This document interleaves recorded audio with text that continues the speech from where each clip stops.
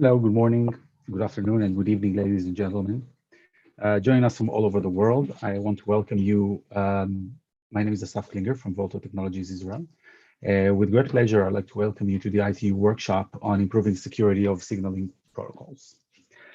As you know, telecom vulnerabilities such as caller ID and number spoofing and SMS one-time password interception, along with other similar attacks, appear all over the globe, enabling fraud, especially in developing countries where the dominant cellular network is still GSM. This event will touch on a very actual issue that most of us face in our normal lives. Calls from entities which pretend to be legitimate businesses like banks or health insurance companies and etc., in order to perform social engineering and get the victim to divulge sensitive information. According to different reports conveyed over a few years ago, only about 30% of cellular operators worldwide have implemented any mitigation measures for these telecom vulnerabilities. In developing countries, this ratio is close to 1%. 70% of consumers don't pick up calls from blocked and unknown numbers. So scam callers are spoofing legitimate and known numbers in order to get more trust from their victim. And this is what's called enterprise spoofing.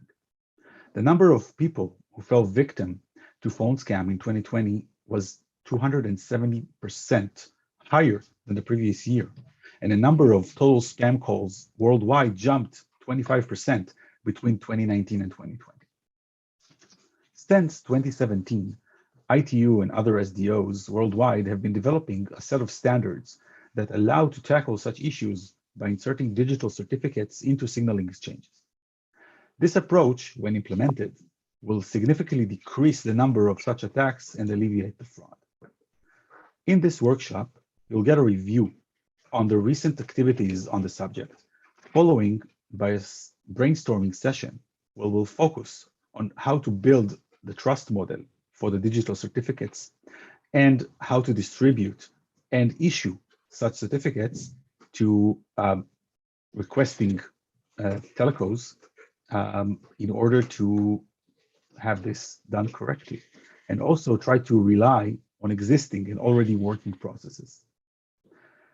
We are in a virtual environment, and I would like to invite you all to drop a quick message in the chat box if you want, or if you have any questions, you can post them on the Q&A chat box below in the bottom of the screens. Please state your name and country before your question in order for us to get the right panelist or speaker to answer this. We have more than 170 registered participants. Currently, we have about 85 logged in and joining us from all over the world. And I look forward for your active participation in today's webinar and discussion in the brainstorming session. Without further delay, I would like to invite Dr. Cherub Lee, Director of TSB, to give his opening remarks. Yes, thank you very much, Mr. Klinger. Distinguished colleagues and friends, it's my great pleasure to welcome you to this discussion today. I hope you and your families are all in good health and good spirits coming out of this difficult situation. Let me begin by thanking all our moderators, speakers, and participants for joining us today. ITU highly appreciates your support.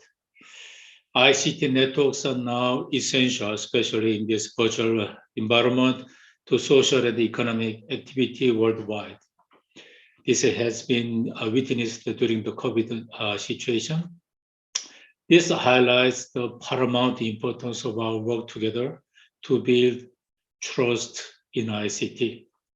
As Mr. Klinger, you said, from 2019 to 2020, we saw around 25% increase in the reported number of spoof caller IDs, and the number of people falling victim to phone scams nearly tripled.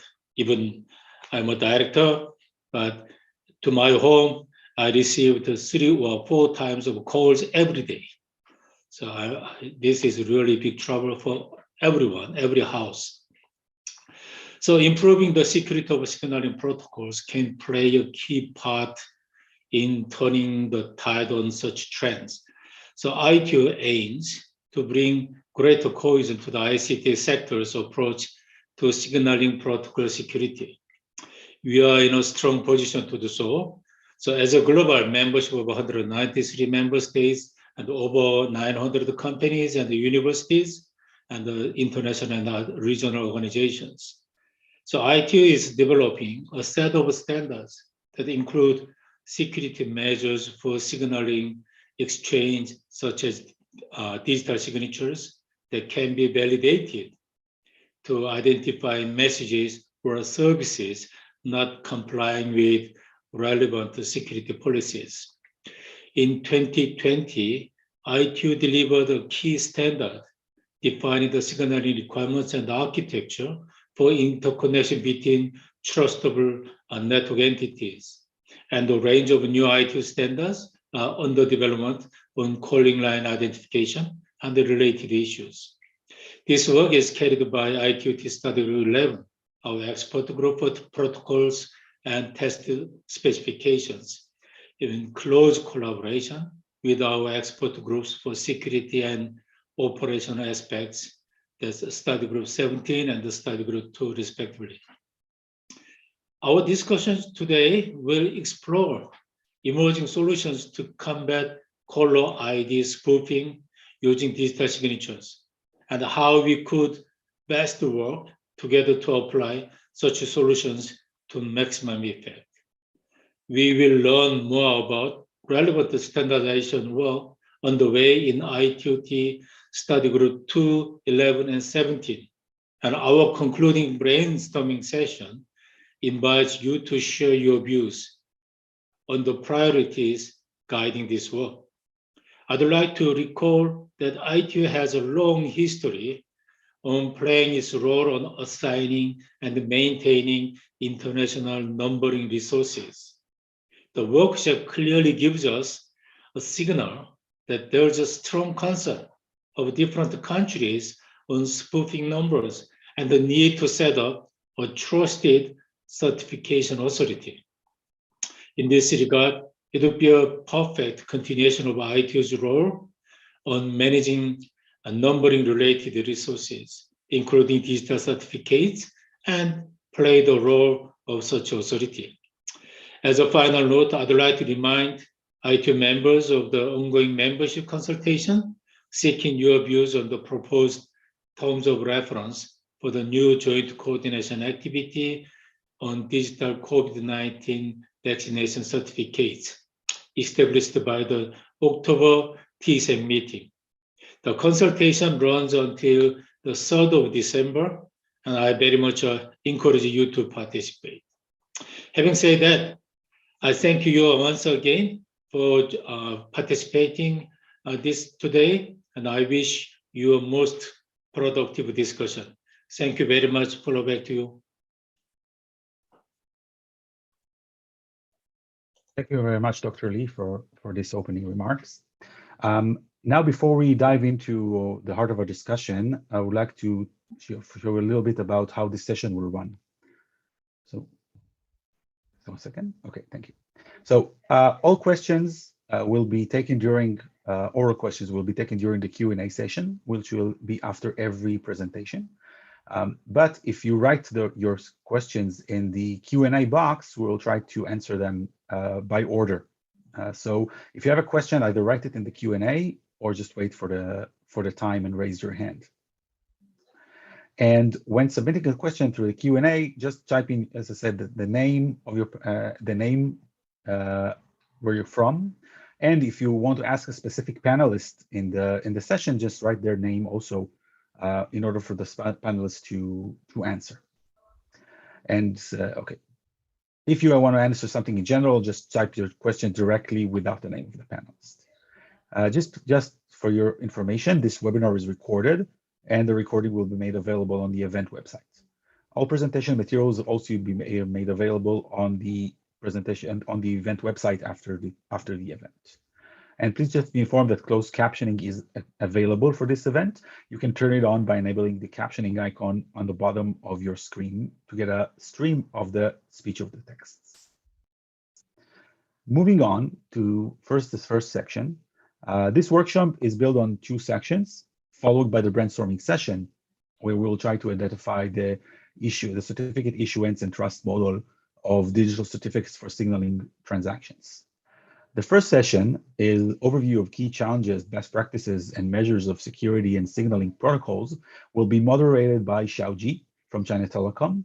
She is the Vice Chairman of Study Group 11 for ITU and Chairman of Working Party 1 for Study Group 11. Xiaoji, your floor is yours. Thank you.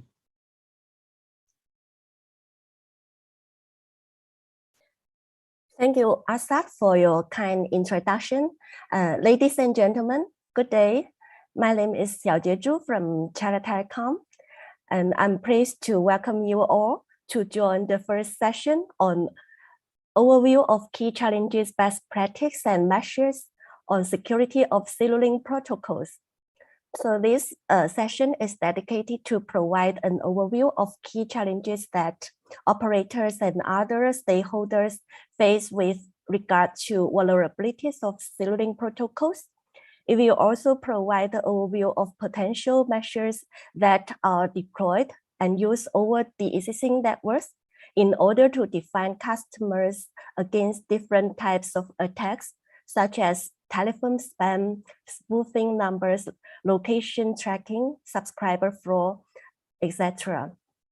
So each speaker has 15 minutes for their presentation and followed by a Q&A session. So without further ado, I would like to invite the first speaker for today, Mr. Chris Drake, the CTO of iCollective. Mr. Drake is responsible for internal and external technology initiatives in trusted communications and cybersecurity. And Mr. Drake has over 25 years in the telecommunications industry and will give us his presentation about caller identity verification. And Mr. Drake, please, and you can share your screen and introduce yourself. Thank you, Xiaoji. Appreciate the introduction. We are talking about securing network signaling protocols. This is critical in the last few years, if not 5 to 10 years. Our networks have been under attack. So we're going to talk about this from a variety of perspectives. I'll focus on caller identity verification and use the STIR/SHAKEN deployment in the United States as an example for how we can protect the network, consumers, and the businesses that use these networks. A little bit about iConnective. We have been in the communication sector for decades. We are a trusted advisor to many of the world's largest telecommunication providers. We provide industry solutions on a nationwide basis, including the number portability systems for the United States and a dozen other countries. We are the policy administrator for SHAKEN in the United States national implementation of STIR/SHAKEN. We also provide registered caller as a telephone number database for commercial businesses in joint partnership with the CTIA, the Wireless Association in the United States. This is critical for identifying which businesses are entitled to use which phone numbers. Let's talk about the problem statement here for a minute. We all share the network. We communicate with each other on a global basis, and we have. Excuse me, Mr. Drake. Could you please share your screen? Oh, I'm sorry. I thought I was. Just a moment. There we go. Can you see it now? Yeah. Okay. Very good. Okay, I apologize for that. So we're talking about. You can see the whole screen now in full screen mode. Yeah, we can see your screen now. Please go ahead. Thank you.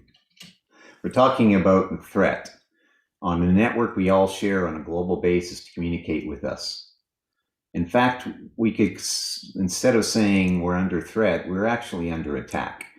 Asaf gave a very good introduction to the problems that we're all facing with our networks that are being compromised and used as a vehicle to attack consumers and businesses. The networks are at risk for a variety of exploits: telco fraud, arbitrage on termination rates, call resizing. These are all commonplace exploits happening every day. Then there are the customer care calls and the cost of all that, and the fact that we're engineering our networks to process billions and billions of spam and scam calls in order to service the legitimate calls that are in the mix. Now, I want to focus a little bit about why there are such high costs for customer care. Well, this is because consumers who are subscribers of these networks and businesses are also under attack, and they will call their telecommunication provider when these things occur and they become aware of them. What kind of risks are there to consumers? Well, inbound calls to consumers come from spammers and scammers every day. In the United States, we have over 2,000 calls per second to some consumer in the United States that is a spam or scam call. Outbound calls are made under the number owned by the consumer, impersonating them to banks, to government agencies, even to other people. In fact, I personally know of friends and colleagues whose number was spoofed. Probably that was random, but in any case, many calls were made to other people with their number. Some people call back and explain that they got these calls, which creates a great deal of anxiety and confusion with the customer in question. And they call their telco to get that resolved, even though there's really nothing that telco can necessarily do about it without additional technology and management practices. Businesses also are under attack. They're receiving calls that are impersonating these consumers in order to acquire their assets, acquire their personal information, compromise them in some way. They're also having their calls to consumers be untrusted and therefore unanswered, because there's so many falsified calls to consumers pretending to be businesses and government agencies that nobody trusts calls anymore. And 80% of people do not answer calls that are not in their contact list. So we have a very dire situation where trust in the network has really been lost, and we have to work hard to restore that. This workshop, I think, is very important in speaking about the collaboration necessary to restore trust in our communication networks. I want to talk about stir and shake, and this is a rather busy slide, so I'll just focus on some key things. Many people ask, what is stir, what does shake and mean? These are interesting terms, really a parody or a play on James Bond series for a variety of reasons in cybersecurity. STIR, though, is a working group that stands for Secure Telephone Identity Revisited in the IETF. IETF is a global standards organization, and they developed a set of protocols which secure the signaling using an identity header attached to certain of the protocol messages. And they secure that with X509 public key infrastructure.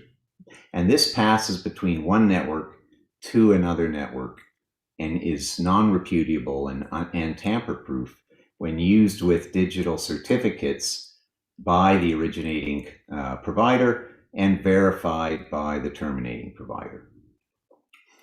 This is done in coordination with ATIS, which is the Alliance for Telecommunication Industry Solutions, an SDO based in North America that covers the US and Canada. And they have added onto these protocol extensions designed by IETF a set of management and operational practices and governance for the security of the use of this technology.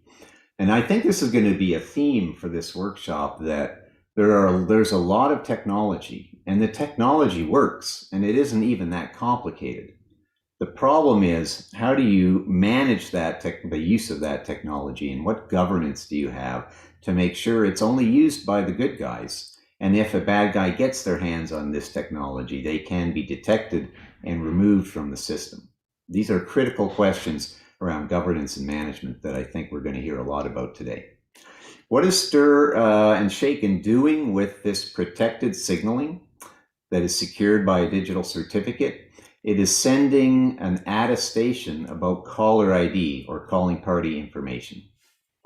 This attestation includes the number that was called and the number calling it, as well as the time of day, in order that it cannot be repeated, basically replayed by man in the middle, and taking advantage of the cryptographic nature of this identity header, try to repeat that for the same type of call. There is a timestamp that precludes its reuse ever. And very importantly, it includes two extensions that were driven by Addis and the SIP forum jointly as extensions to the Stir protocol identity header. These two extensions in the top right corner of this slide are the caller ID attestation of its level of authentication. That refers to what does the original party, originating service provider know about the authenticity of the phone number, the right of the caller to use that phone number. Fully authenticated means they know the customer and that they can use the phone number. Partially authenticated means they know the customer, but they don't really know if they can use the phone number. This is a rather common situation for business callers. And gateway means we don't know neither the customer nor their right to use the number. Also added to this protocol identity header is an origination ID, which is unique to the originating provider and provides for a rapid traceback if there's a complaint made at the terminating network, or the terminating network detects through their analytics a pattern that suggests illegal robocalls. They can initiate a traceback and get the originating provider to isolate and deal with this spammer or scammer rapidly, given the origination ID. Okay. All this results in a called party display about the caller ID that we'll talk about in a minute. So protection starts with the knowledge of who the caller is. The originating service provider knows better than anyone else who is the caller. And Stir Shaken lets them send this insight to other networks in a tamper-proof manner using cryptographic credentials and at global scale. You can convey things like the caller's identity, meaning their name, their right to use the number, such as a check mark, their branding, which would be very compelling to the businesses who want to engage their customers, and the reason for their call, even more so.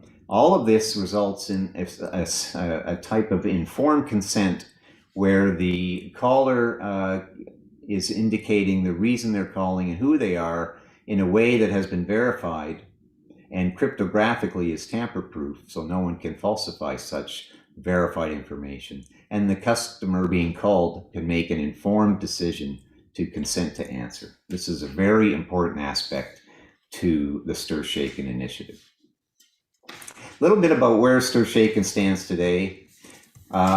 We have just about 400 service providers have been verified and approved to participate in the scheme. We have 8 different commercial certificate authorities who can provide them signing certificates for their calls.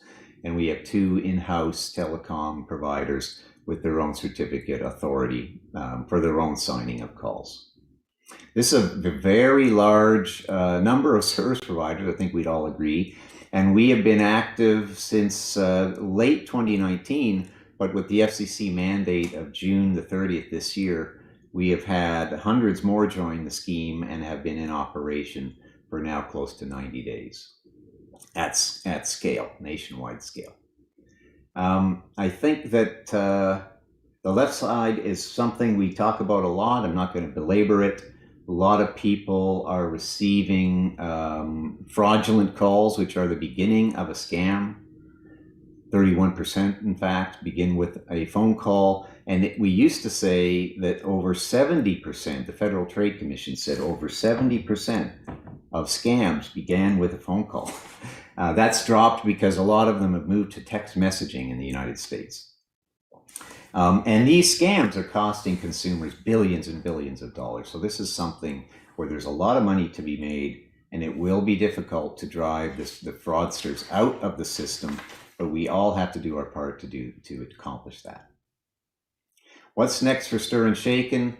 Well, we have seen a good decline in robocalls in these 90 days after the mandate, and support for businesses is very high in terms of interest in branded calling. Again, telling a consumer that the calling number they see is authentic is not necessarily enough to get them to answer the call. And this is the ultimate goal, is to return the network to its former utility and productivity and allow customers to be informed enough to answer the call. So this is where we're headed next in the United States.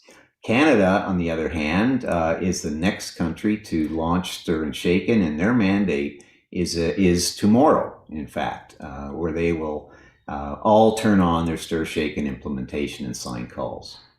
So we'll be watching that closely.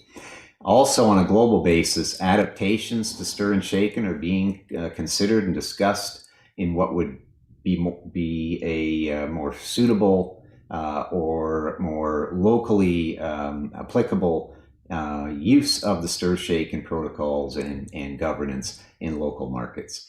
And lastly, in the Federal Communication Commission, there is discussion and a notice that they will start a robotexting proceeding to try to combat the rising SMS spam and scam. So all our networks need to be secured. Email has had activity for many years and is only now starting to show secure email in use. Spam and scam on text and voice are going to have the same type of attention, and I hope we can accelerate our adoption of that on a much more rapid basis than other things in the past. Three things, as I said, governance is critical. Three things to secure how you are going to use cryptographic credentials and deploy tamper-proof signaling. First is control. Can you control who you let in the system to sign these things? And can you advise the participants that rely upon that, the terminating networks or intermediary networks, how to recognize when a legitimate player is using these techniques? Because the fraudsters will try to penetrate the system and try to participate on the same footing as the legitimate players. From a certificate perspective, can you enforce what entities can give out certificates that allow a legitimate member to sign their calls and participate in the ecosystem? This is critical so impersonators cannot get certificates and bypass the eligibility controls and simply start signing calls themselves. And lastly, do you have oversight such that you can tell if there's abuse of the system, if bad actors have penetrated or lazy actors have become compromised and people take advantage, the bad actors take advantage of their credentials to participate? Can you revoke certificates in these cases? And do you have oversight and processes to do so?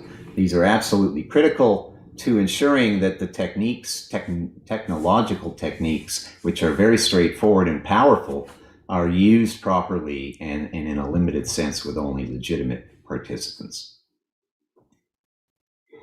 That is my introductory remarks. I look forward to questions and the brainstorming session at the end. Thank you, Shashi. Thank you, Mr. Drake, for your interesting presentation. And yeah, please put your question to Mr. Drake in the Q&A box, and we will take the questions in Q&A session and brainstorming session afterwards. Now, next move on to the next presentation. I'd like to invite Madam Mercy Buku, legal and risk management consultant, to share her views on DFS fraud in developing countries, including emerging issues and trends. Madam Buku? Are you on the line?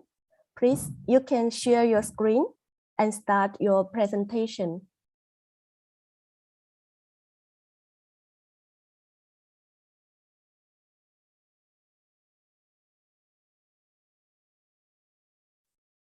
Hello?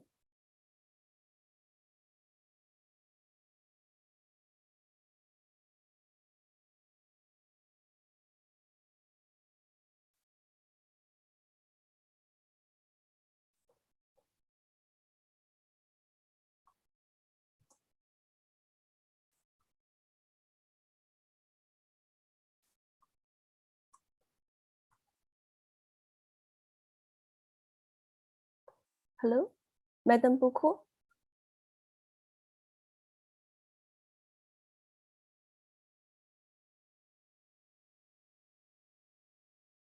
Okay. I think maybe Madam Buko have some problem with her connection. So in this case, we'll move to the next presentation will be presented by Mr. Chang Liu from China Mobile. Mr. Liu is the rapporteur of 3GPP ENA, enabler of network automation study item and work item, and is responsible to promote the security and network automation enabler and the related security issues of China Mobile. And he will share his views on sealing protocol security between different networks. Hello, Mr. Chang Liu, okay. Are you on the line? Thanks, Xiaojie. Yeah, Okay. I will share my screen. Yeah, you can share your screen and start your presentation. Thank you. Yeah, just a second.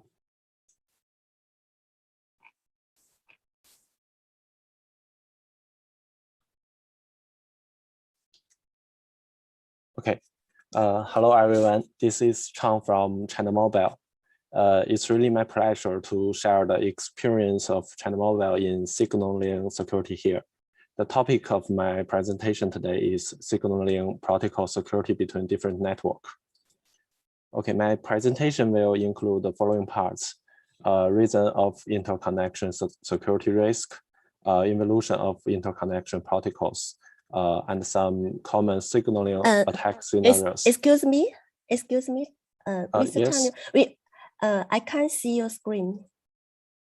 I'm not sure. Have you share your screen? I have.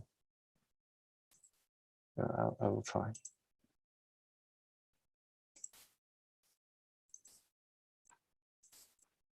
Can you see it now?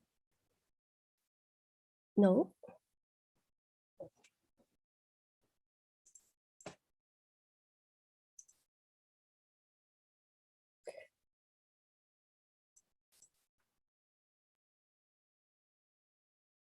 Yeah. It works now. Okay. Please go ahead. Thank you. Oh, I think there has some other is sharing the screen. I think it's not me.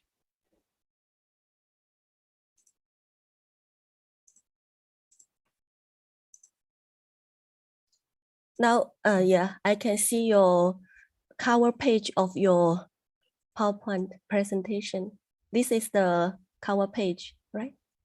Hi, Chang. I think we are having a problem. We will just project your slides for you.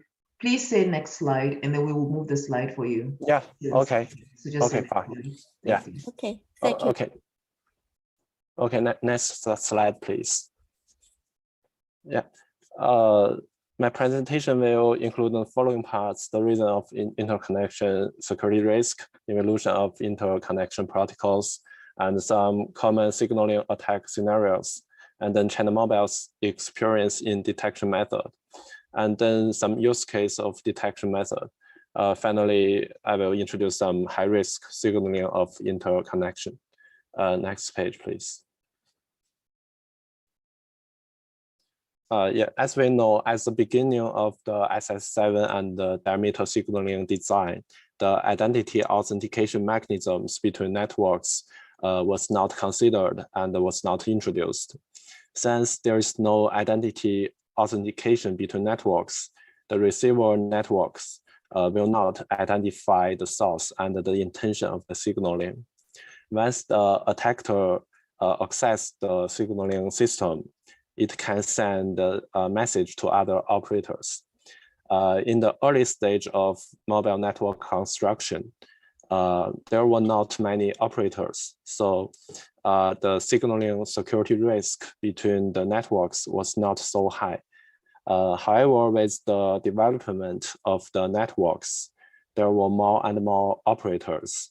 More access point means more explorer, so the security risk between the network is also increasing. Next page, please. The picture on the left is a protocol stack of SS7 signaling. We can see that in SS7 there is no TLS protocol in SS7. This shows that there is no security consideration to ensure the security of the transmission tunnel. And in 4G, we can see that besides replacing the SS7 protocol by diameter protocol, there are also some security considerations. The transmission tunnel is secured by using the TLS protocol.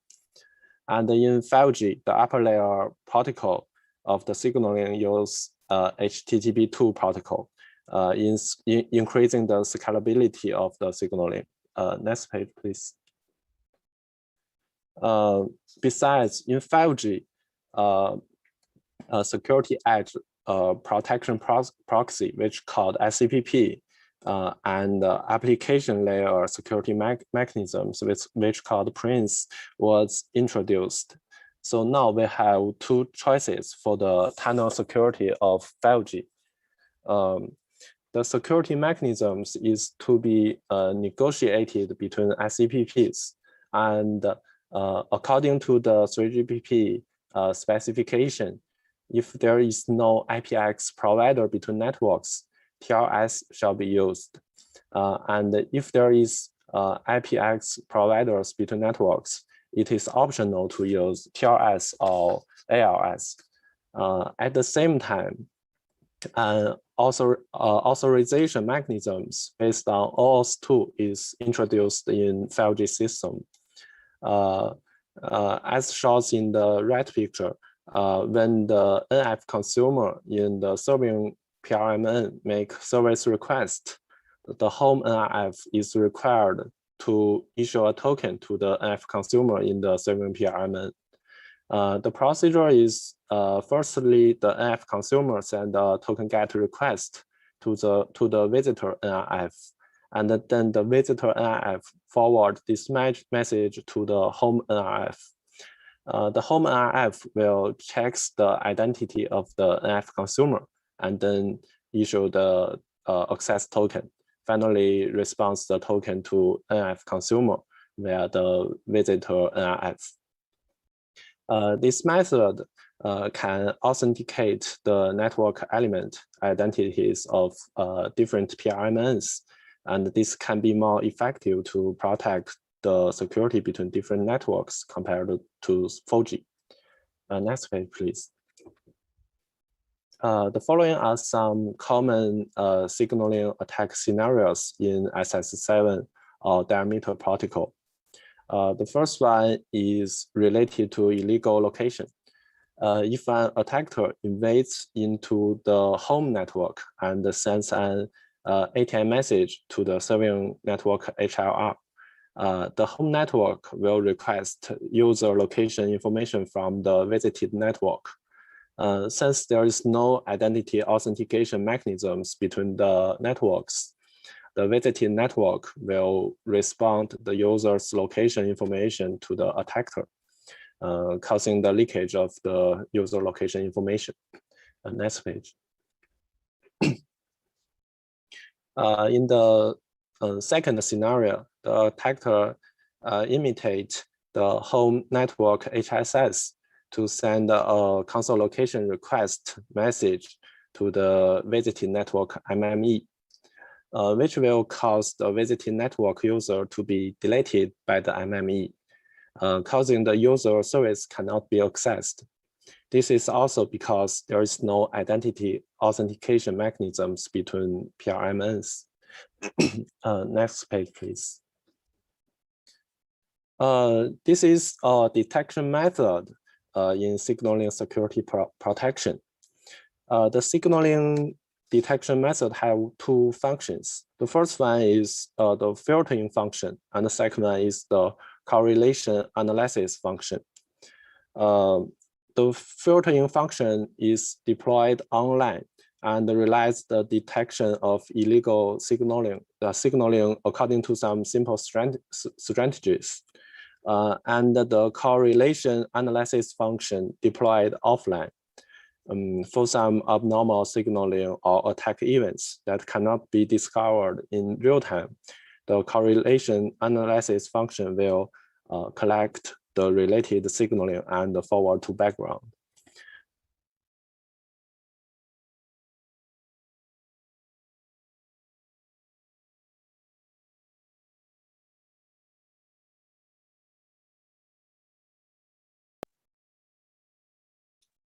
Hello, Mr. Liu. It seems we lost him.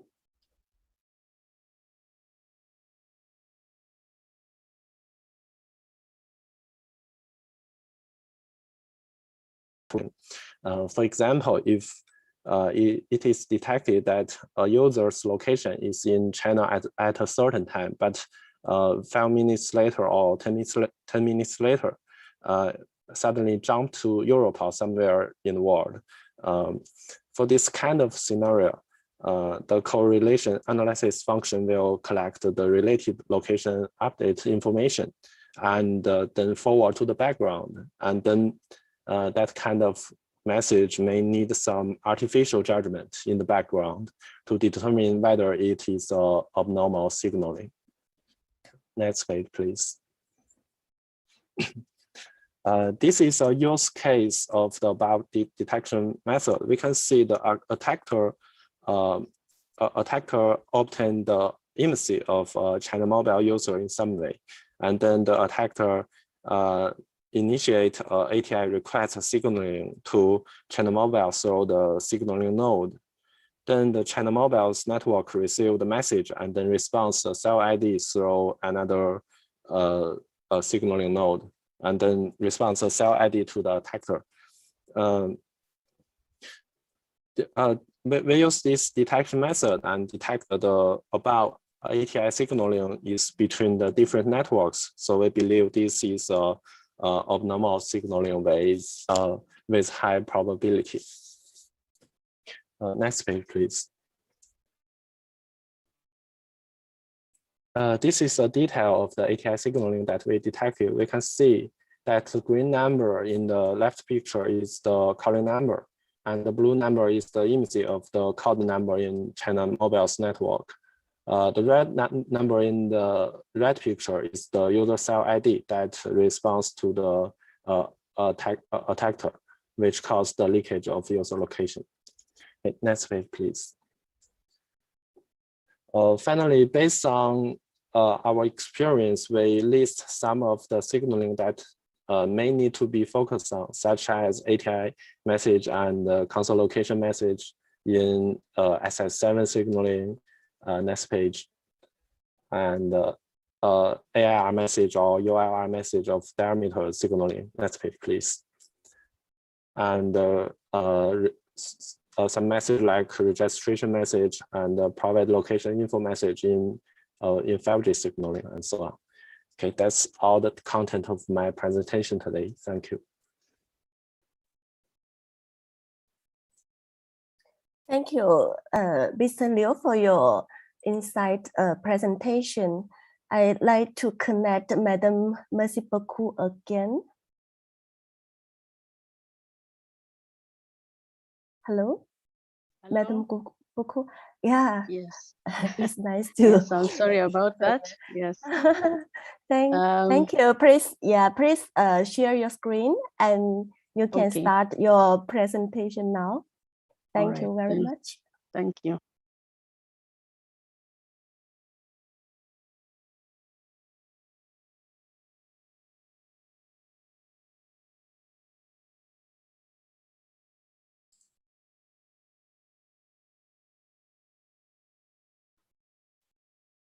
Hope you can see that. I'm just turning it into. Can you put it full screen in?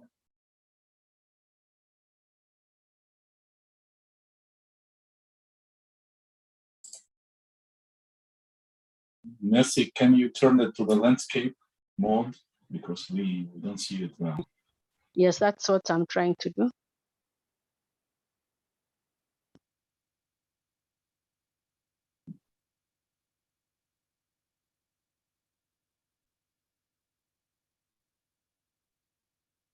Still there, so we cannot see them. No. Sorry, it needs some time to change. Maybe you need to stop sharing first and then turn it to the landscape and share again. Okay, okay, let me do that.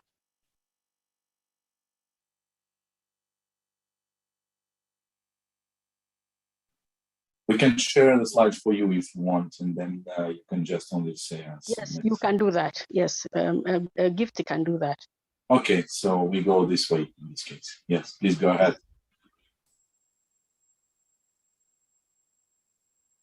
So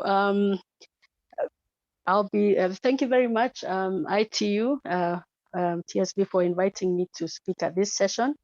I have spoken many times on DFS fraud and mitigatory measures from a consumer perspective and also from a provider perspective. I definitely am not a technical person, so there will be very few diagrams. I'm a trainer, and in fact, has been quite difficult for me to compress the information I had into a few slides, and I will actually skip quite a few of the slides, or just touch on the content in each slide so that I keep within the time. And if I just check, okay, good. So sorry, next slide.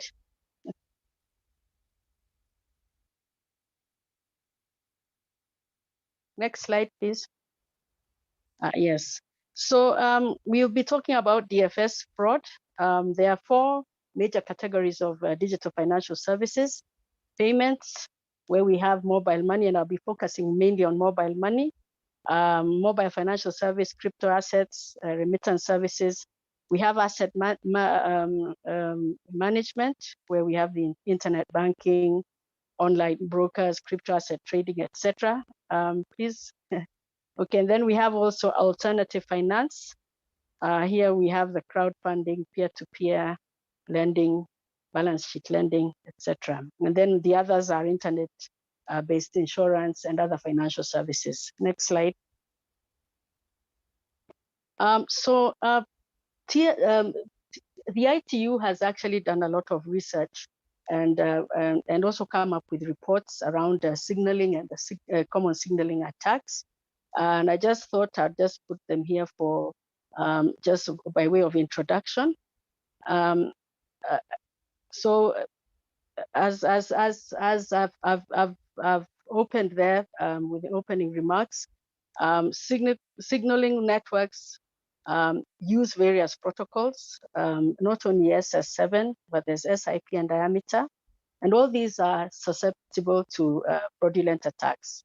And some of these vulnerabilities then allow hackers to read our texts, listen to calls, and even track mobile phone users' locations and gain access to subscribers' personal data to access, and also disrupt communication services.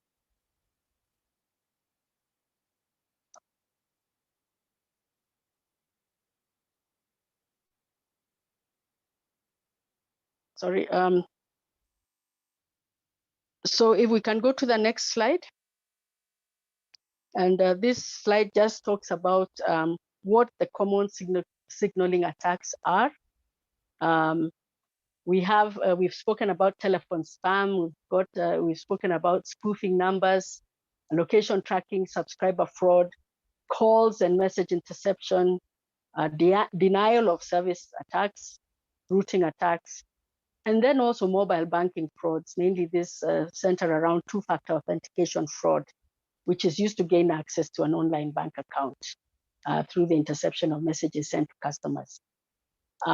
So I'll be focusing mainly on digital financial services fraud on mobile networks. We look at the vulnerabilities. So the next slide, the next slide. The vulnerability of mobile financial services to fraud.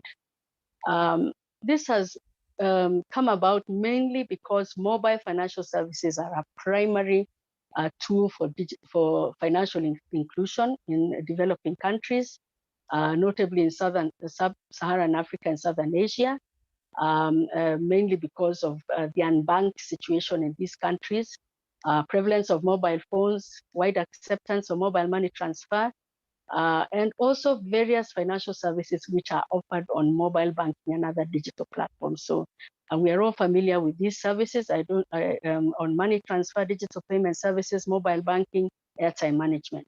And these vulnerabilities have increased during the COVID era. Last year, we had a session, ITU had a webinar on digital financial services during the pandemic. And I did make a presentation on the impact of fraud, or the impact of the pandemic on digital financial services fraud. So the state of the industry, next slide. 290 deployments of mobile money in 95 countries, 1 billion registered mobile money accounts transacting $2 billion daily. That was in 2019. And of course, 50% are in sub-Saharan Africa, 31% in Southern and East Asia. Next slide. And then when we look at the providers, we divide them into two. We have the telcos and the MNOs, the MVNOs, who provide the mobile financial services or the mobile network services. Then we also have the banks and the other financial service institutions providing the financial services in partnership with the telcos or on their own mobile apps. And some of them are MVNOs as well. And next slide. So we normally categorize mobile network fraud into three categories. We have the consumer affecting, the agent affecting, and provider affecting. So we don't just talk about the individual. The agent is also very much a part of, is very much impacted by DFS fraud, and the provider also is affected. So we've covered these in detail in past ITU webinars, in past ITU reports on the subject. So I will not dwell on them. We have identity theft, impersonation fraud. Impersonation fraud, I've seen it also referred to as account takeover fraud. Fraudulent SIM swaps are there through the compromised pins, loss from erroneous transfers when you send money to the wrong person and you're not able to get it back. Mobile banking frauds. We go to the next slide. I'm very sorry about this. Okay. Mobile banking frauds, agent defrauding the customer. We have also Ponzi and other illegal investment schemes. All these are possible on the mobile networks, on digital financial services which are offered on mobile network platforms. Social engineering, these are the phishing scams. We have digital credit fraud. Next slide. And then when we look at agent affecting, these frauds happen over the counter, but because the transaction ends in the system, they are still part of the network fraud. So fake currency deposits, for example, float loss from account takeover fraud or impersonation scams, customers defrauding agents, agent promotional scams where agents receive promotional messages on their phones, promising them bonus commission, pay bill account fraud. This is, for example, where merchants have tills which enable them to receive money via mobile money. or receive payment via mobile money, and the customer shows them a fake message to lead them to believe that they have paid. So pay bill account fraud. Next slide. Common MFS frauds that affect the provider, we have internal fraud, mobile banking frauds ultimately affect the provider, be they the bank or the MVN or the MNO that is providing the digital platform. We have digital credit fraud.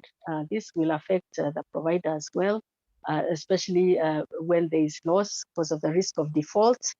Then we have also the illegal use of mobile platforms. And I am an AML CFT consultant, so I never leave out money laundering and financing of terrorism when I'm talking about network risks.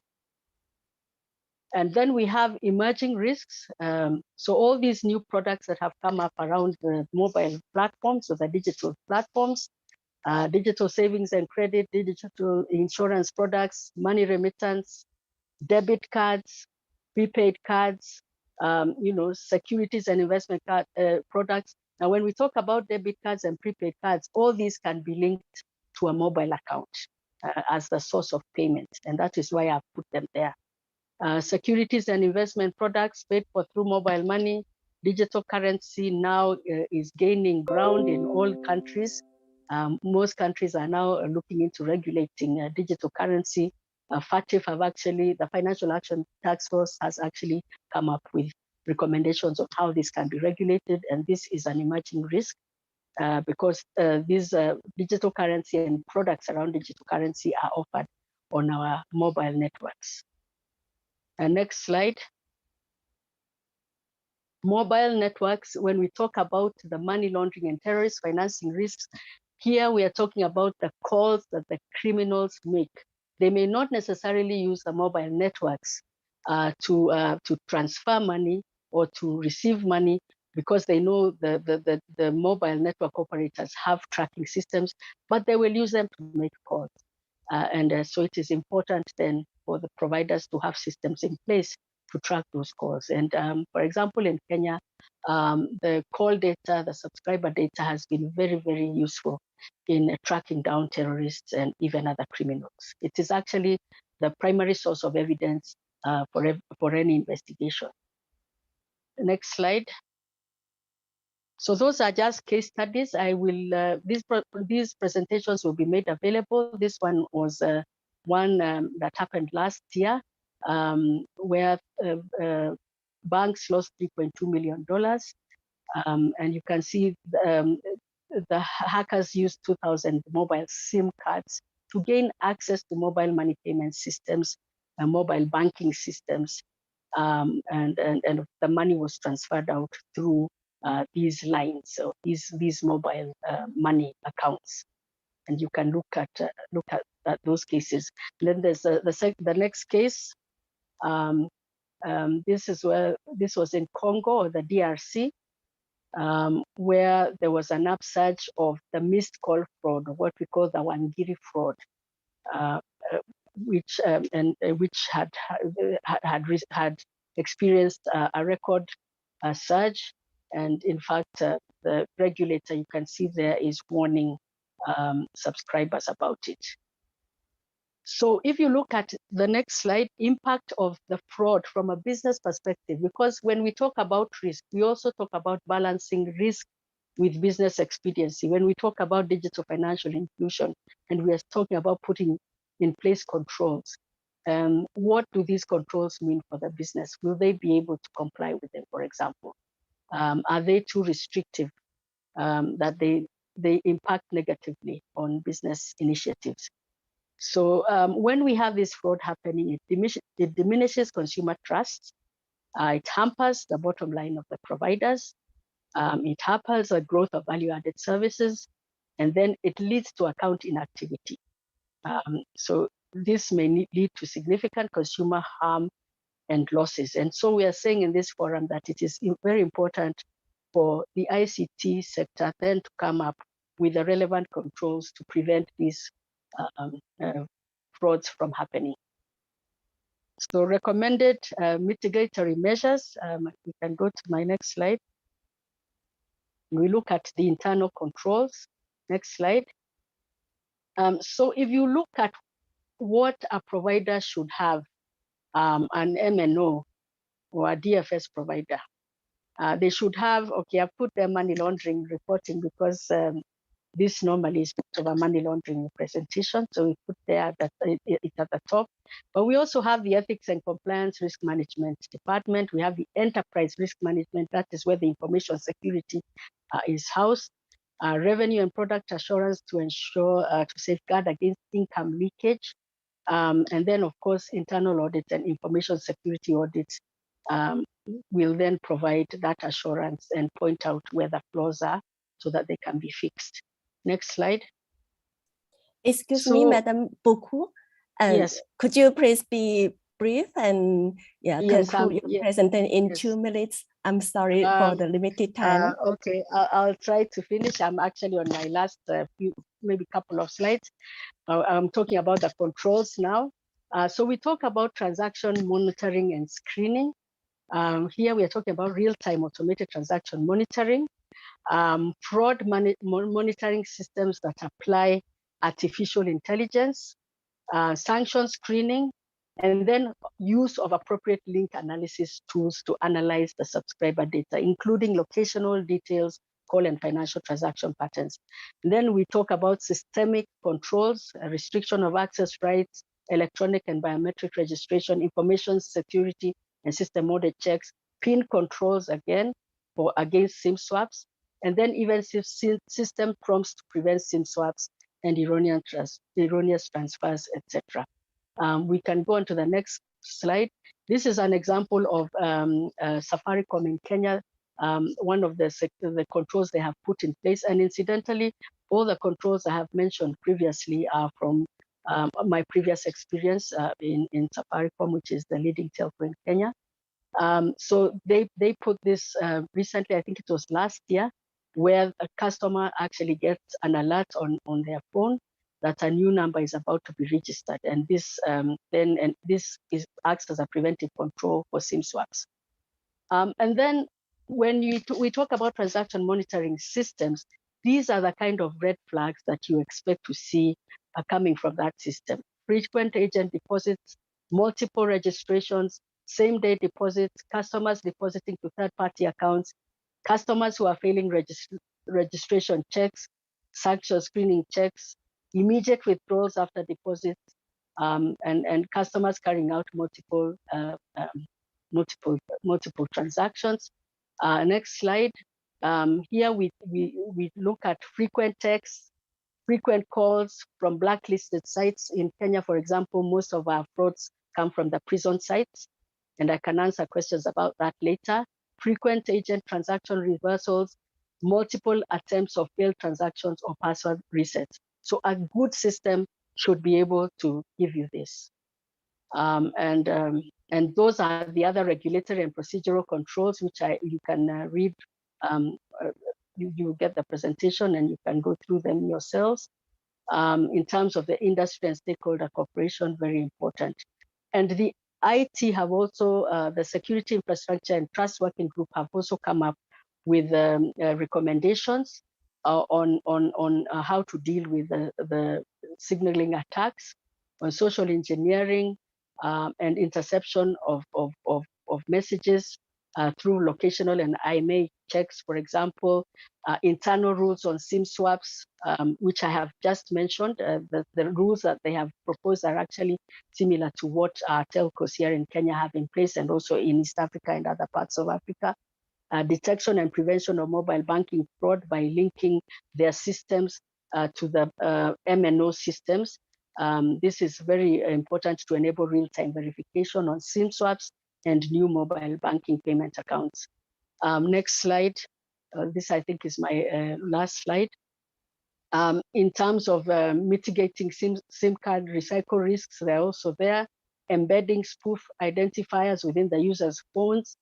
And then they have also made proposals about regulation that require providers to put in place those controls, including controls on SIM swaps, and also regulatory coordination. And these controls have also been proposed in a number of GSMA reports.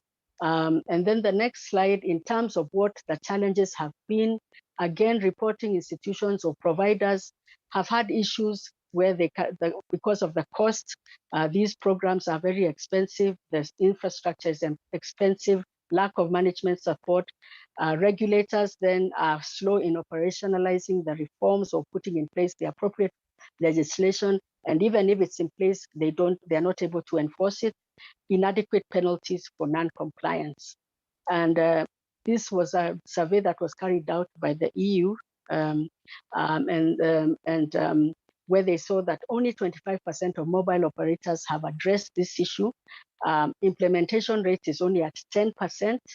Lack of awareness of the mitigation strategies is very low.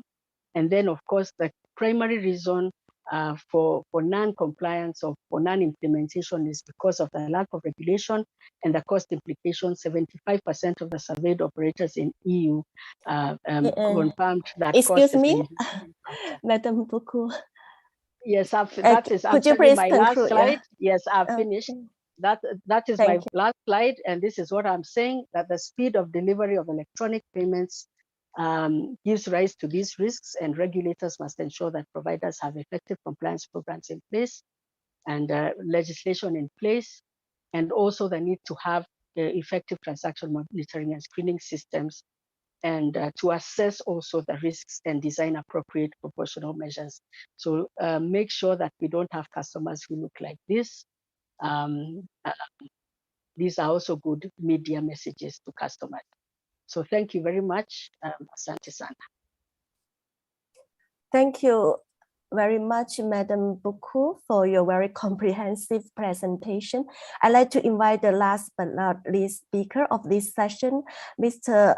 Gustavo Conti from Positive Technology, who is the Telecom cyber security expert and business development lead. And he will share his views on signaling threats and from Positive Technologies perspective. And hello, Mr. Gustavo Conti. Hello, Mrs. Xiaoji. Thank you so much for the introduction. Okay, you can share your screen or share your screen and start your presentation.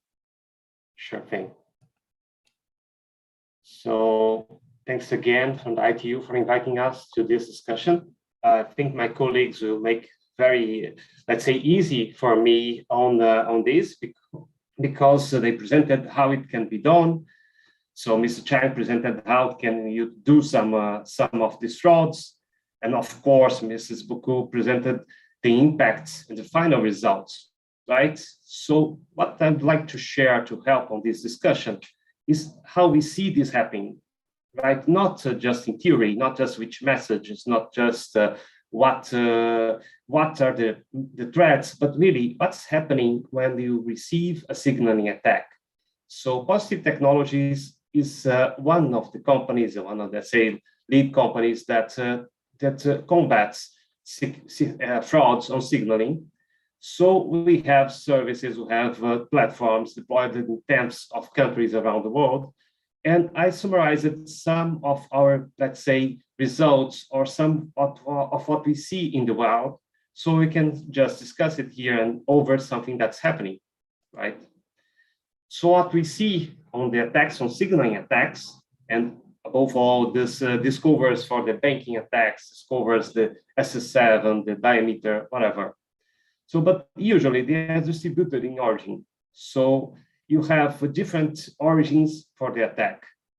And you see that's when you have one of the origins, let's say one of the top origins attacking a mobile operator, it decreases, let's say 10%.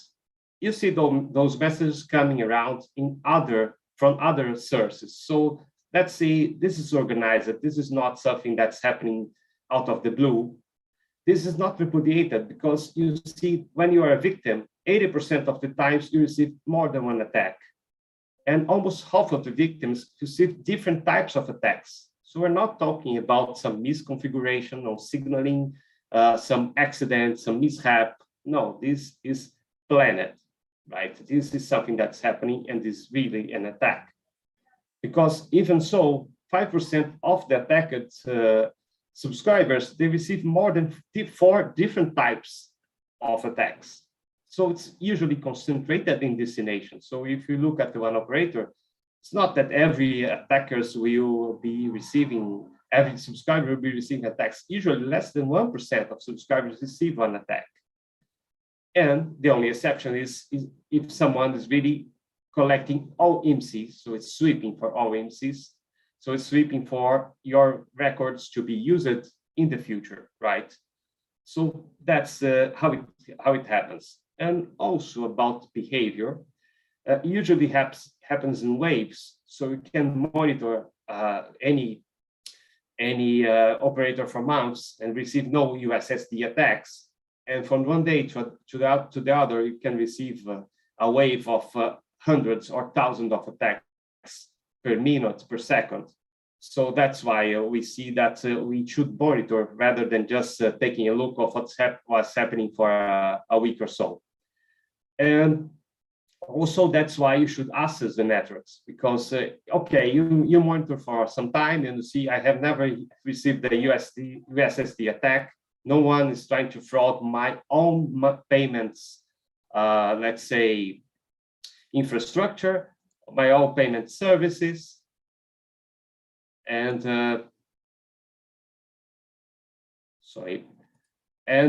well, other banks. So if you look at one fraud operation that we have monitored in the field, this is something that is happening. We notified our customers because we were requested to investigate, but this is not far from the usual way they commit banking fraud on the using signaling. So first step, you do it via social engineering, or you collect some information from the bank. So you get some linked information from the bank account and the owner mobile number. Then you start signaling. You get this information from the mobile number to collect the IMSI, to collect an ID that's also considered as personal data by GDPR. So if you are collecting that in Europe, you're collecting personal data from the subscriber, right?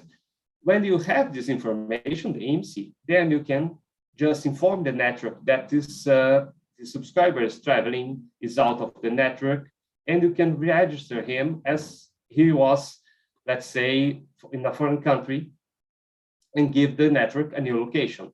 Those are signaling attacks. Then you open the banking app, you use the credentials, you use the bank accounts, you ask to do a wire to transfer some money out. And when you receive the second factor authentication, right, usually an SMS with a one-time code, one-time password, this SMS is not sent to the final subscriber, but rather to the attacker on the new location. So that's how it happens, right? It's never just about signaling, it's also about orchestrating a crime. So you have to plan, you have to collect some data. And in some countries, you have different ways of collecting this data, social engineering, let's say not well implemented applications on the bank side, and lots of stuff that can happen. But in the end of the day, if the MNOs had blocked these two kinds of message from step 2 and 3, then the subscribers would be safe. In our case, we help the MNO to block those, and this specific attack is not happening anymore at any specific operator. So how to avoid it? Well, you start taking protective actions as we oriented our customer. So you block the fraud, but not only about the fraud, right? You have to worry about privacy laws, right? Sanctions, because as I told you, IMSI is considered personal data by GDPR. So more countries should follow this. And you should avoid, of course, impacts on service availability. So we're not just mitigating fraud, you are saving the network in the end of the day. So what you could do is could monitor, block attacks, and how to prevent you to change location. So Mr. Cheng touched this subject. You could do a velocity check. You could check if the subscriber is at your home network in China and then move it to Tanzania in 5 minutes. I don't know if anyone is able to do that. I'm not, to do this kind of transportation. And also, you may use active network interrogation. So when you get your first update and you're just in a foreign country, you just check before sending any more information, before updating location. You can check if it's really the location. You can ask the network for that. And that's the usual way that you handle signaling threats nowadays. But thinking we are coming to ITU and we're coming to discuss that, we thought, what else could we be doing to protect those networks, right? So when you are abroad, usually, right, when you move your phone from your home PLMN to a foreign country, you just send a location update, and the remote network sends this message towards your home network. Your home network confirms and updates, and that's it. But if you have an SS7 firewall, it could send this confirmation and rather proceed to further authentication, such as sending a short message, a binary one, encrypted. So you put a random number, you encrypt it with the private key of a specific subscriber, and it will be delivered to the phone, could be read by a Java applet, and this Java applet could just encrypt it back using this private key again. And this would finally be able to authenticate if this location update was motivated by this exact customer, which is really abroad. Then this message would be finally sent to the HLR, and a real update location will be sent back. Okay, this does not have to be forwarded to the remote network, because for all sakes, it's being already responded, but this would keep fake location updates from being authenticated and from being forwarded to the HLR. So in the scenario where a real attacker would send this location update, he would receive an okay, no problem. But in the end of the day, he wouldn't have access to this private key because this phone number is not there. This guy is probably in another country or in his home network. And as there will be no response with the right encrypted signature, etc., the SS7 firewall would detect this as an intrusion and would block further communication into the network.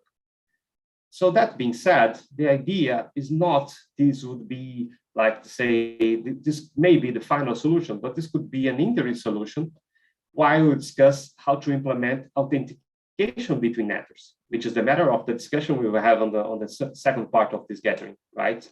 But we see this as a valid step into security, and also as a step that could be, let's say, performed without really getting into all the operators, without having to have it deployed worldwide. So this, let's say, a short-term solution, and we are for sure open to discuss this with ITU and everyone who should be interested in that. Okay. So when we talk about signaling security, we're not talking about just bank fraud, right? We are talking about something that could be, let's say, harder to explain and to protect, or like this case. So we have a consulate employee moving around in a different country, for sure, because he represents his country B, but he's presenting his face at country A. And what if his location is being monitored every 3 minutes in a third country through SS7 signaling? Okay, it's a good thing. I will try to sell it to Hollywood, but this is not a script or a Hollywood movie. This was a detected attack and non-reportable because it used several methods and it was recurrent for several days. I want disclosure, I can't disclosure for sure, the operator, the dates, the countries, but again, if you look at, it's just too risky to keep this happening. So the operator has taken action to stop this collection straight ahead. And that's the kind of thing we really find, and it's totally messed up in the wild. Also, in a different way of the multinational attack, this is not about countries which are interested, but countries which are used to perform an attack, right? So if you look at a subscriber which is at country 2, and believe me, he's at home, man. He's not traveling. He's just using his phone at his own country. So first of all, he receives 2 messages from a different country, which collected all the IMSS information and location on his home network. Okay, so this should not be allowed, but again, it happened, and the guy is just being monitored, and that's bad enough, I would say. But what if he receives another message from another country, which is just used to improve the location accuracy, so to force a location update on him. And then, again, he would receive a final message to collect an even more accurate location information. So that's what we see. So what I'm trying to convey here is that we're not talking about really, let's say, crafted art when you get some access and you send some message and you see what happens, right? We are talking about a group of Excuse me, attackers. Mr. Conti. Yes? Could you be brief? Yeah, due to limit. Sure, this is my Thank last slide, George. Thank you. I'm just, thanks for the notice. So the idea is that we're not talking about a single effort, a single person, let's say the proverbial hacker with the hood, etc. We're talking about an organized operation which has access to global titles in different countries and which uses to distribute those messages. So they try to fly below radar of the defendants, I mean us.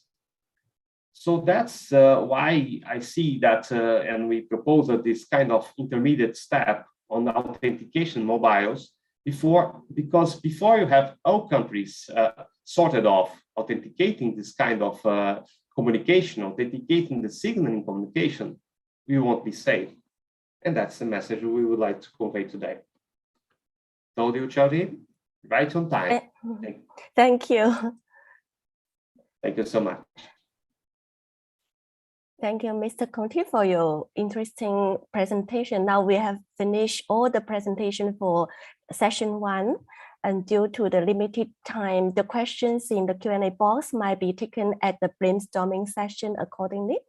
I'd like to thank all the distinguished panelists for their marvelous presentations and the participants for your active engagement. And that's all for session 1. I'd like to give the floor to Mr. Dennis Andre for the announcement. Dennis? Thank you all. The floor is yours. Thank you. So, thank you for chairing this first session. So we run out of time with the first session, and we have only 3 minutes left for the break. So if we can get back to the room as scheduled for 2:30 Geneva time, we will resume our meeting with the session 2. Thank you, and the break for 3 minutes. Sorry for that. Thank you.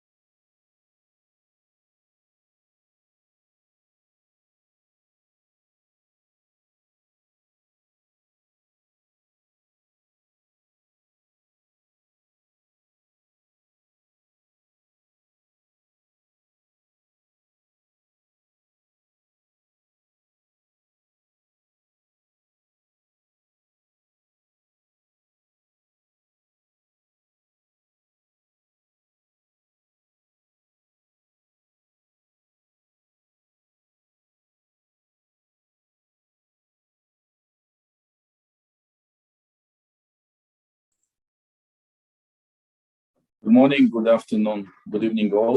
Let's resume our meeting for today.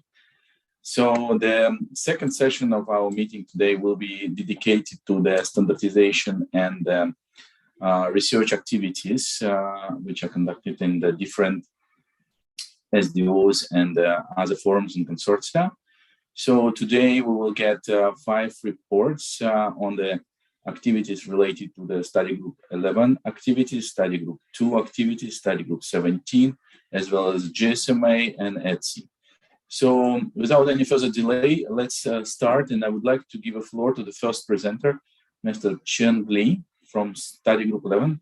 He currently works in the China Academy of Information and Communication Technology. And he's involved in the IMS interconnection project within the study group 11, and he is a rapporteur of question 2. So Chen, the floor is yours. Thank you.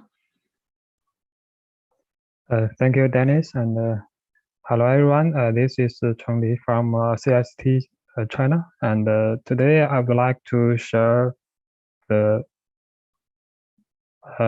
SD11 activities on improving security of signaling protocols. The first, the issue was raised in recent years. The signaling has some security problem. So for the technical part, yeah. Yes. Do you want us to share your slides, or we wanted to do it yourself? I have. Oh, wait a moment. Sorry. Thank you. Is it okay now? Yes, it's okay, but not the first slide. Okay. So there's some technical issues raised on some SS7 protocols, such as SUP and MAP. Some attacker could use the S7 signaling to make some fake call or abuse the call service. Also use MAP to location tracking to do some interception or deny of services. So for the administrative part, there are some issues also raised, such as operator could lease SS7 accesses to some untrusted third parties, and it could be abused by these third parties. And also international roaming related information could be leaked between the operators. It could be also abused for some illegal attack. And there's some countermeasures for signaling security, such as introduce some authentication method and monitor income calls for partners and intercept the calls with the illegal calling party number, and also screen message of non-roaming agreement partners. It could be block some illegal map protocol attack. And yes, SS7 have some activities in recent years. In 2017, the workshop SS7 security was held in Geneva, and the people just share their view on the SS7 security issues. And in 2019, a workshop, a Brainstorming store session on SS7 vulnerability and impact on different industry, including digital financial services, was held. And there are some potential standardization directions, such as the collaboration between different SGs in ITOT and some diverse market economy could be drive the implementation. And also SD11 with some new work items on the requirements for secure signaling architecture that would be enable operator to offer OTT services and so on. And the term of reference of ITOT question 211, there's a part was picked up here. For the question part, the new recommendation could be developed for the mechanism on the guarantee the signaling and the control security, and also what enhancement should be made on in existing series of ITUT recommendations describing signaling system number 7 to ensure the security is another issue. So the task is to develop new recommendations or enhance the existing ITUT recommendations, including SS7 and other emerging protocols. So SS7 have made some output and some ongoing work items on signaling security. For the SS7 related standards, ITUT Q.731 series was amended, and they are one of the tools to combat with the spoofing of calling party number. And also we have developed a technical report on SS7 vulnerability and the mitigation measure for DFS transactions. And the latest output of the S11 was Q.3057 Q.SR trust, the signaling requirements and the architecture for interconnection between trustable network entities. This recommendation just introduced a potential solution to define the business of different stakeholders, which use exist Telecom. And there are some ongoing activities, such as the Q.ProTrust, Q.CIDA, and the technical report, TRUSSD. Yeah, I will introduce them later. For revised ITUT Q.731 series, they just to accommodate the urgent demand on in dealing with the spoofing core party number problem. So this series of recommendations provide a predefined calling party number by the original operator. So the fake caller number could be replaced with a predefined calling party number. So there will be no splitting number in the network. So also there are some editorial works had been done in the series recommendations. And the Q.3057 Q.SR trust, it just present the signaling architecture and the requirements for interconnection between trustable network entities in supporting existing and emerging networks. Yeah, it's very important. So it's not only SS7 could use this architecture, and also in some emerging networks such as MS or other communication network, even if for some RCS or other telecommunication method could be also used. And in this recommendation, just specify the interface and the signaling requirement between the different entities. It's just an architecture and requirement recommendation. And also, we just developed a technical report, ITUT TRS7 DFS. Yeah, in this technical report, we just described the research the vulnerability mitigation measures for development for the DFS providers. So it will improve the security posture of SS7 towards financial services and other public internet OTT services to offer the telecom infrastructure. And the ongoing work item Q.ProTrust the signaling procedure and the protocol for enabling interconnection between trustable network entities in supporting existing and emerging networks. In this recommendation, we will define signaling procedure and the protocols based on the architecture which was defined in ITU-T Q.3057. So it will have some detailed signaling procedure and protocols in this recommendation. It's still under development.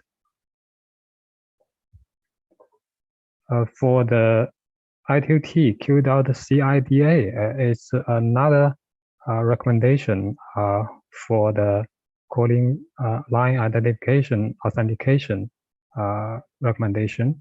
So in this recommendation, it presents the architecture and the signaling architecture of calling line identification authentication in supporting existing networks. So it's specify the procedures of calling line identification authentication. Especially it's identify the amendments for big ISUP and some calling line identification presentation services. And there is another technical report is under development, ITU-T TRU-SSD. And in this technical report, we just research some low resource requirement quantum resist encryption of USSD messages for use in financial services. So it's a follow-up study to the technical report SS7 DFS. Because most clear text USSD is the most common medium of DFS financial transaction in the developing world. So which leads to large-scale financial fraud. So this technical report surveys the available and upcoming encryption technologies that can imitate the risk of clear text USD in DFS.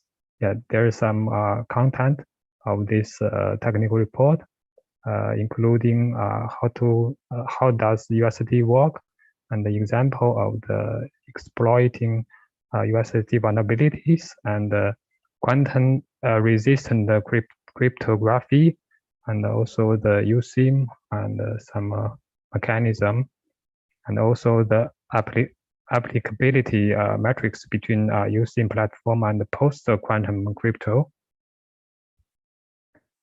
And finally, there are some strategy direction to be taken on improving security of signaling protocol by ITU, especially in SC11.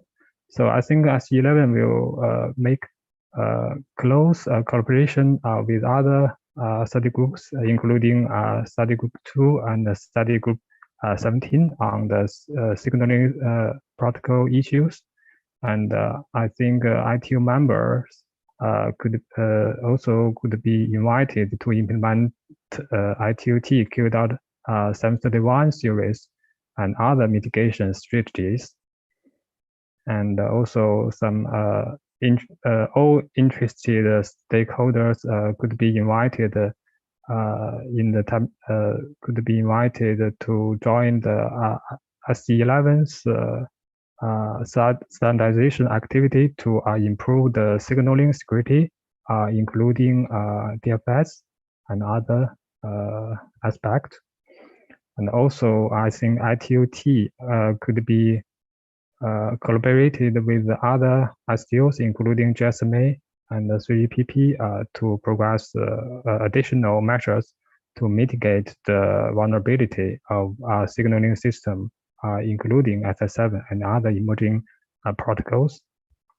So we also consider to develop some emerging technology-enabled architecture and mechanisms to guarantee access security signaling and control security, including SSM and other emerging signaling systems in next study period. So that's all for my presentation. Thanks for your attention. Thank you. Thank you so much, Chang. Very detailed and very interesting presentation to know the relevant insight of the study relevant activities. So we can go to the next speaker, Jean-Paul Lamer, question 11 of study group 17 rapporteur. He also is a convener of ISO ICSC6, working with 10 directory of ISN.1 and registration. So I would like to give the floor to Jean-Paul. So please go ahead. Thank you.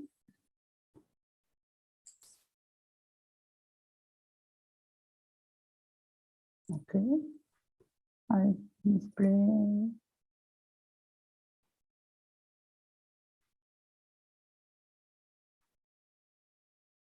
Okay, hello everybody. So this session is to present the current development in question 11 of AG17, which is security.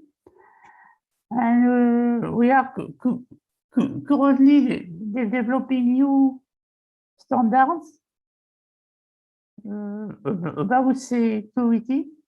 So question 11 of AG17, the title is generic technology, and it contains 3 parts, directory and PKI, PMI, ISN.1, object identifier, TTCN, the generic technology to support secure application, and we are responsible of a lot of recommendations.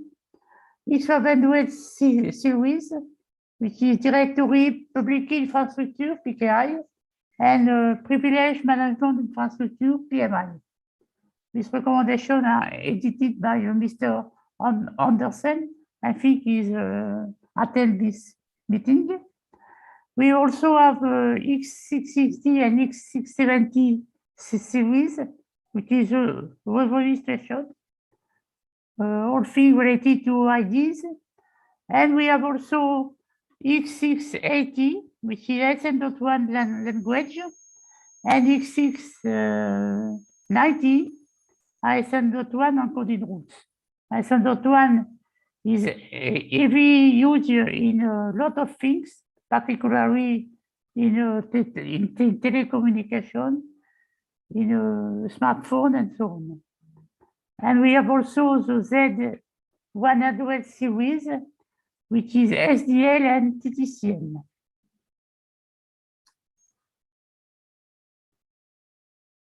So we have 2 recommendations related to security in X500 series. X509, which is well-known. So the last edition is October 2019, which is information technology, open system interconnection with the directory, public key and attribute certificate frameworks. In this recommendation, we define the structure of public key certificate, attribute certificate, certificate revocation list, and authorization validation list. Recently, we have developed a new part of X500 series, which is X510, with equivalent identical part in ISO IEC. Information technology, open system interconnection, the directory, protocol specification for secure operation. So this recommendation defines the rapport protocol, which can be used for authentication, integrity, and optionally confidentiality by encrypting the data.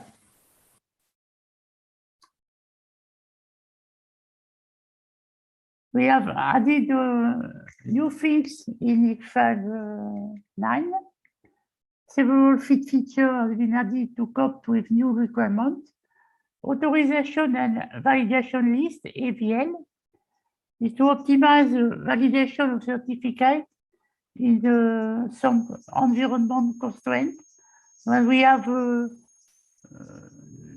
no sufficient power storage and we have some limits to use traditional process of validation using the certification path.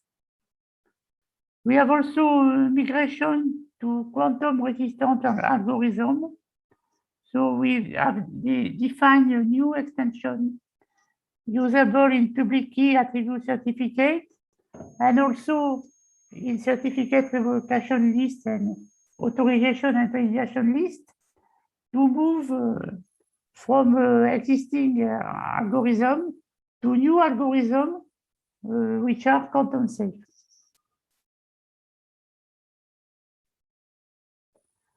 So authorization and validation list entity are usable in some specific environment. So no power on storage constraints. So the AVL entity is used to communicate with the verifier and do the validation operation. Power or storage constraint.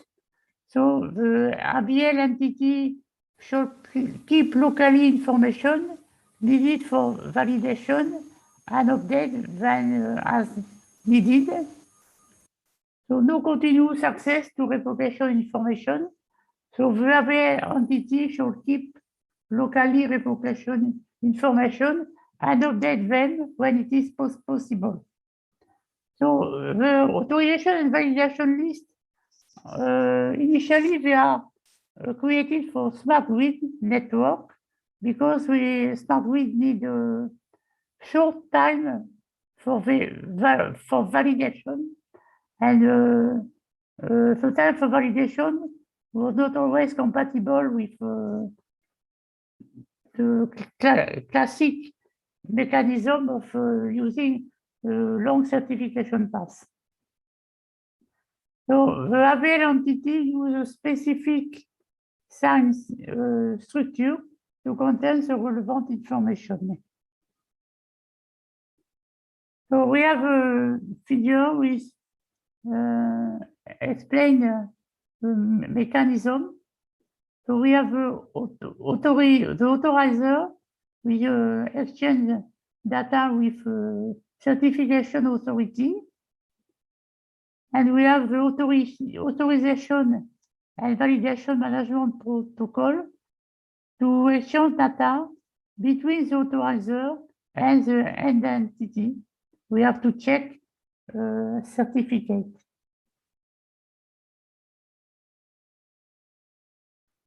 So migration to quantum safe algorithm.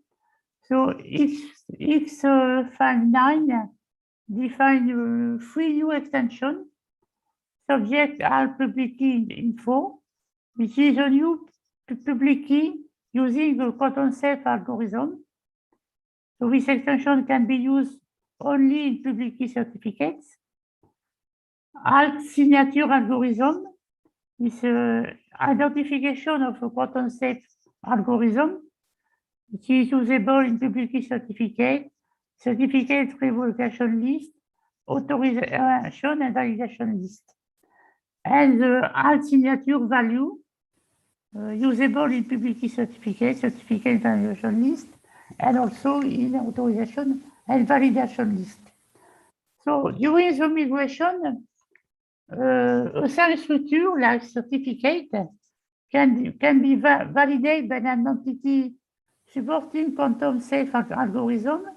In that case, the entity uses a new extension to check the certificate and also usable by other entity we not supporting quantum safe algorithm because the certificate use also classical signature algorithm and signature component. So during the migration phase, entities supporting quantum safe algorithm and other entity can validate the same certificate.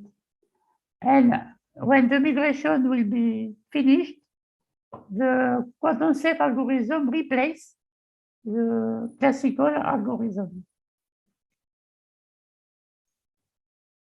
So we have a figure with a free state, the classical state, the state which is used now.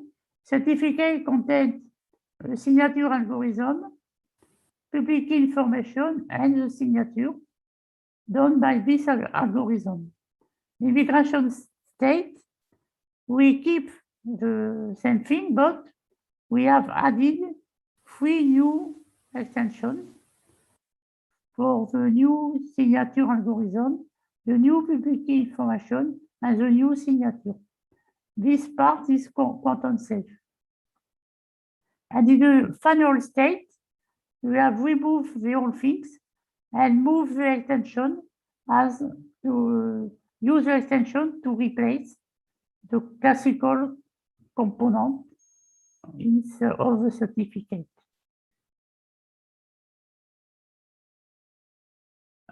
Question 11 is also working in coordination with question 14, G17.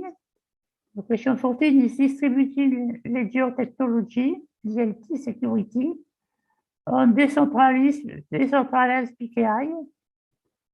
So a decentralized PKI structure has been defined to reduce the size of certificate because a certificate can be large and not very compatible with blockchain requirements. The ledger has 2 components, the ledger state, which holds the state of the ledger, and the transaction log blockchain. Each participant has a copy of the ledger. So we have this figure to illustrate this. So we have the blockchain and we have the DPKI state, which is a database containing the current state of the situation. So the blockchain network contains 2 types of nodes. Certification authority CA nodes. This node can generate blocks and update the DPKI state. And the ruling party RP nodes have only read access. So only the certificate authority can generate new blocks in the blockchain. If 510 specifies a general wrapper protocol that provides authentication, integrity, and confidentiality, encryption, protection for other protocol. So I hexagonal the wrapper protocol into the migration methods to quantum safe algorithm, cryptographic algorithm. So we have an illustration with wrapper protocol and the data included in this.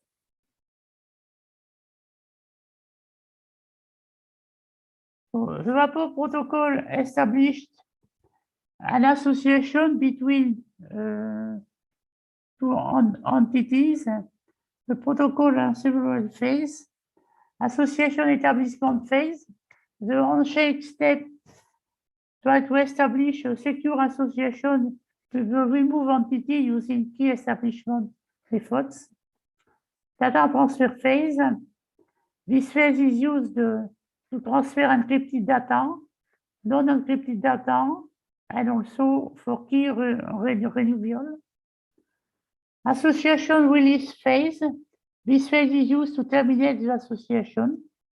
And we have also an abort mechanism in case of error detection to close abnormally the association.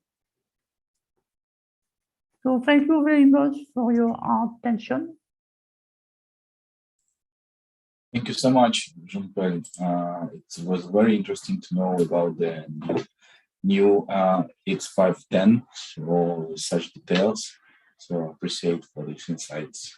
So for the question answers, we'll go forward, and then after the meeting, once we have a time, we'll proceed. Thank you again. And we move on to study group 2 representatives now. Richard Hill. Richard is currently an independent consultant. Prior to that, he was counselor of study group 2 and 3 at the International Communication Union. That is technical secretary for the ITU groups with operation aspects of service provision, networks, and performance, including numbering issues. So I would like to give the floor to you, Richard. So the floor is yours. Thank you. Thank you very much. Can we go to the next slide? Great. So I will talk about what are these recommendations, E.156 and E.157. One is about misuse, the other is about calling party number delivery. I will outline the revisions that have been agreed now. These are approved. And then I'll have a couple of comments on Mr. Sheikh. Next slide, please. So 156 provides guidelines for actions by member states, administrations, ITU members, associates, director of the TSB on receipt of reports of alleged misuse. Misuse is whenever a number is used for a purpose other than the one that it was assigned for, or if unused numbers are being used. Chesab mentioned at the beginning that he's getting a lot of spam calls. He lives in Switzerland, as I do in Geneva. I get up to 4 or 5 a day, not every day, but often 4 or 5 a day. And sometimes the numbers are just made up. They are non-existent numbers. I've checked. So this would be numbering misuse and would be covered by this recommendation. Next slide, please. Yes, that one I've just covered. Next slide, please. Now, there are different types of E164 numbers, geographic areas, like 41 for Switzerland, groups of countries, 388, but that's not used much. For networks, 882, 878, 881, you don't see those very much, and for trials and unassigned country codes. That's important because we have to distinguish direct from indirect assignment. Direct assignments are 882 and things like that, which are directly assigned by the TSB, and the TSB is the administrative authority for those numbers and therefore can take direct action, reclaim them, right to the assignee saying it's being misused, whatever. Indirect numbers are primarily the geographic codes, the country codes like 41 for Switzerland, and there it's the national administration who is responsible. We had a previous scheme where it was reported to TSB, TSB reported to the administration tried to do something. That has turned out to be too slow. So now we've come up with a new scheme whereby operators can directly report misuse on a mailing list open to other operators, and then they can take action. So that's the second bullet point. It's reported to TSB for information and circulated, and then any operator can be on that mailing list, see the reports, can take direct action, or it can ask its regulator to contact the other regulator or whatever. Next slide, please. So E157 is about how to carry the calling party number and pass it across international boundaries. It's technology neutral. Next slide, please. So there's some key principles that the first operator in the chain, the originating operator, must always know who originated the call. So there's no true anonymity on the international telephone network in that sense. Somebody at the beginning always knows who initiated the call. Originating and transit operators should transparently pass the calling party network through the international networks, unless the calling party requests restriction. Of course, I, as a calling party, can turn off a request that my calling party number is not displayed and not forwarded. So in that case, the originator may not submit it further if they're not sure that in the end, the non-display of the calling party number will not be honored. That is, if you're sure that the terminating operator won't show it, then you can send it. But if you're not sure that the terminating operator won't show it, and it's requested that it's not shown, then you can suppress it at the beginning. Now, if the calling party number is missing in a case like that, or if you know that it's simply wrong, then the idea is that's a national matter. Administrations can specify a special number, kind of like an escape code, saying, well, look, this CPN, there's something wrong with it. And as far as we know, that is already implemented in the United Kingdom.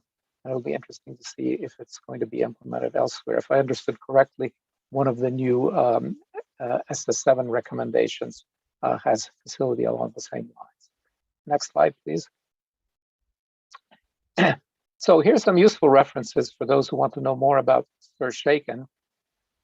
These are actually live links. So if you open the the PowerPoint on your computer, then you'll see that TD3, TD3A1 are live hyperlinks. You can open those reports. And TD4 is putting forward some possible ideas of how to go forward. These were liaised to study groups 11 and 16, but there's no further action unless contributions are submitted and there's an A1 justification for any further work. In particular, TD3A1 contains a more comprehensive PowerPoint presentation from Chris Craig. He presented a small part of the slides that he's presented to study group 2, so you can see much more detail about how Stir Shaken is working. Next. And I've reproduced some of those, couple of these additional slides here. So within each market, market 1, let's say, is the USA, and market 2 is, let's say, Canada. There's a policy administration, and that's the entity that makes sure that the certification authorities are valid. So that's iConnective in the United States, and I forget who it is, kind of another private company. Just to remind everybody, in PKI, of course, you have the private keys and the public keys. What the certificates do is they let you know that the public key of some entity really was issued by that entity. So, for example, if I have Richard Hill have a public key, how do you know that it's really this Richard Hill sitting in Geneva and not somebody else somewhere who's pretending to be Richard Hill or maybe happens to have the same name and it's legitimate? So that's the purpose of the certificate, to show that the public key really belongs to the entity that you think it belongs to. So that's very important, because without that, you're not going to really be able to get a lot of trust. For those who know PGP, it's done in a different way. They're not using certificates, they're using a web of trust. But here we're talking about the classic certification mechanism. Next. So how are the calls going to work between the US and Canada? Well, using this ATIS protocol, whose number is there, the US and Canada, the policy administrators, that is iConnective on the one side, and I forget who it is on the other side, will simply exchange their lists of authenticated, trusted certification agencies. And so each policy administrator will have all of the keys or access to, all of the certificates or access to all of the certificates, and everything is fine. Now that will probably work if you go up to about 10 different markets, that is countries in our thinking. Beyond that, it's, if you have 100, how are these 100 entities suddenly all going to start exchanging all this information? It gets too complicated. Next slide, please. So the thinking here is to have some kind of central repository of the trusted certification authorities, right? So you go somewhere and you find out, oh, for the US, it's iConnective. Okay, great. I can check my certificates there. And for Canada, it's whatever it is, I can check my certificates there. So there was an IETF draft. It's listed there, draft Burger-Stir IANA Cert 01, which proposed that IANA could do this. That draft has expired, and I'm not aware of any reactivation of it at this time. Next.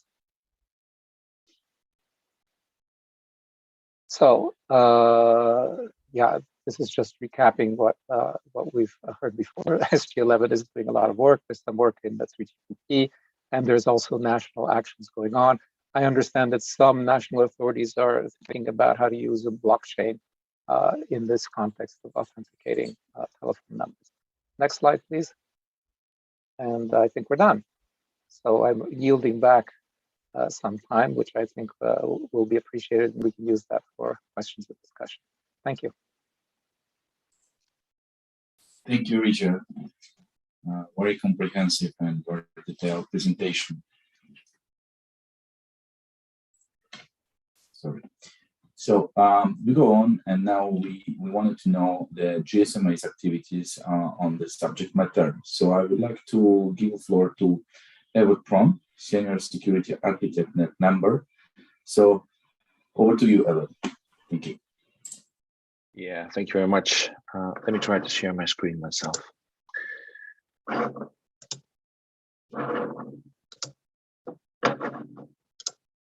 Can you see it in full screen? Yes, definitely. Go ahead. Okay, thanks. Then I get started.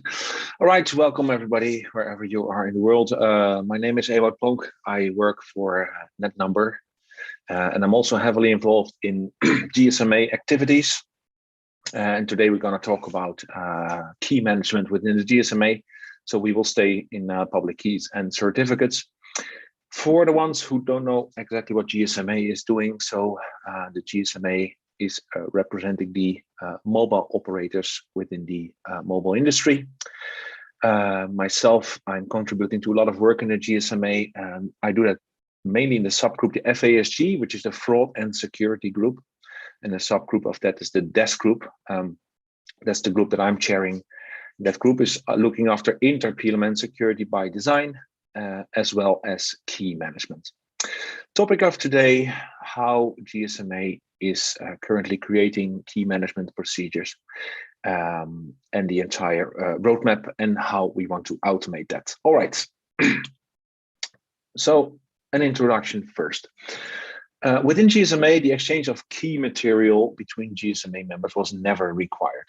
So security by design for 5G roaming was the first initiative that actually introduced that need. And so we created in the GSMA the so-called DES group. In DES, we also look at some retrofitting of security. So we're also looking into LTE roaming, so diameter, to see if we can retrofit those measures. The group defined key management procedures. We have stage 1 and we have stage 2. So stage 1 is a pure manual procedure for key management. It can be found in a document called FS34. That's a public document that you can just Google and find on the GSMA website. And when we moved on with the work, we realized actually that we need a stage 2 work of key management, because we want to have multiple initiatives that can actually work with the very same key management procedure. And we want to put more scalability and automation in there. So the goal of the key management stage 2 work is to create a uniform automated procedure for GSMA members to exchange key material. And then for all the use cases that we know. So the current use cases and also the future use cases. So let's zoom a bit in on why we actually want to move into key management in GSMA. The main reason is 5G. And 5G is an evolution, but it's close to a revolution, because it is in essence an evolution of LTE. But in 5G, we add new functionality. The ecosystem is expanded with so-called verticals, and very important, security by design has been added in 5G. So let's look a bit at signaling security in 5G and how it was in the past. So if we look at the previous generations, security was retrofitted, right? The protocols for SS7 as well as for diameter were not created with security in mind, so we had to retrofit security. So within the GSMA, we did a major exercise in writing documents on how SS7 and diameter traffic should be filtered on firewalls. But in the end, we left, if you look at the end-to-end perspective, without confidentiality, integrity, and authentication measures. So in 5G, we really want to do that differently. So we want to have security by design. So we want to predefine all the filters that elements need to do in 5G. And we want to make use of secure protocols by design. So we have authenticity, integrity, and confidentiality protection. A few words on the secure 5G interconnect. So you have 2 roaming partners using 5G. Then both roaming partners will have a SEP on the edge of the network, and the SEP is a security edge protection policy that makes use of TLS. In between are so-called IPX providers that carry the traffic, in this case HTTP2 traffic between the 2 operators. So there are other models in the GSMA debated on how 5G roaming would look like, but we can call this the, let's say, the most common model. So all roaming traffic is tunneled over these interconnections. Networks need to discover each other's network topology end to end and have a secure connection. So that's new. And very important, the key material to facilitate that needs to be secure and trustable. That's utmost important. And that's the reason why we actually create this key management procedure. So what makes key management complex in general? It's very hard to find a balance between political concerns. So can I trust the one or the ones that issue those keys and certificates? Financial concerns that the solution is too expensive. Technical concerns that the solution is too difficult, or operational concerns that in case of roaming, the roaming staff would say we can never operate this. So this is always why is key management complex. You always need to think of all those angles to make it work. So the use cases that we are working on in GSMA, you have two types of use cases, roaming and interworking. So I mainly already discussed most of the roaming cases. They're all around 5G security, retrofitting diameter security, and also protecting the user plane. But of course, on the interworking side, we can also do interesting things with key management. Think about stir-shaken between two GSMA members, or think about fraud initiatives that are currently ongoing in the GSMA, which are called seismic and A and B number handshake. All these initiatives in the end need keys. So these are currently the initiatives that we are tracking, and of course they can be expanded in the future as well. So how to come to a solution? That was quite a difficult exercise. So we had the 7 different use cases, 9 solution directions, and we weighted them on 12 arguments. Based on that, we got 4 different solution directions that were interesting. One is that we do key management via the roaming administration database of the GSMA, the so-called IR21, IR85 RIAX. The second one is secure DNS. So we create a certificate repository and we use so-called TLSA records to obtain them. Number 3, trust in routes. That's basically like a normal public key infrastructure. And we studied if the GSMA could use GSMA governed shaken. So the model that has been explained for stir shaken. So the whole administrative part of key management. Could we mimic that into the GSMA? So with those 4 solutions, actually, we realized that neither of those solutions were a perfect fit. What we did understand is that at this moment, bilateral trust, so the trust between 2 GSMA entities, is the right way forward, because we already use that same trust angle for roaming and interworking. So there are all kinds of contracts between operators, including legal obligations, and we just want to add the security to that. We think it's not likely, certainly in the beginning, that all GSMA members would trust a single route. And at this stage, neither we think that is required. Instead, we propose a step-by-step evolving key management procedure with the IR21 as a trust anchor for the certificate repository, while we reuse components of other solution directions. Let me try to explain how that works. So currently we are in this manual procedure, which is called key management stage 1, which you see on the top. The first step would be that operators would load their root certificates into the IR21. So if you can download securely a root certificate from another operator from IR21, you are safe to use it, and you're safe to trust all the certificates that are signed by that root certificate.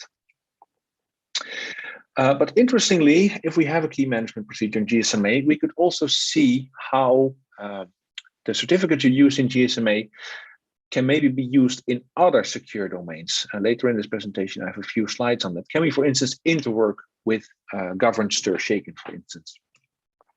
And to finalize the work, we want to maximize the automation. So we also want to create a dynamic certificate repository that will maximize automation. So we talked about DNS, that's an option, but there are also other options. For instance, HTTP web server could be used on the GSMA network to obtain such certificates. I will be brief on those slides because the slides will also be downloadable. So this is just for reference. So key management stage 1 is a manual procedure. where we manually exchange root certificates, the red boxes. Those are the ones that operators will exchange in a secure procedure. But all the work is manual. So there's no governance on this. And yeah, it's not very scalable. So that's why we want to move to another key management procedure, upgrade to key management stage 2. So the first step, as I explained, will be to involve the roaming administration database, which is called the RIAX IR21. And in order to do that, we need to set a number of security and automation requirements to make that happen. So this will be the first step. The second step would be the interworking with other ecosystems, as I explained. So this is actually quite an interesting concept, and that would actually create some scalability in there. So if the GSMA designates a certificate authority that has trust in other secure domains, and the GSMA would take care of the onboarding, in fact, so obtaining certificates to sign calls, then this would really be, let's say, a key towards scalability and automation. Let me try to quickly explain this slide, although it's very common to what you have seen in the previous presentation. It's kind of a cross-signing.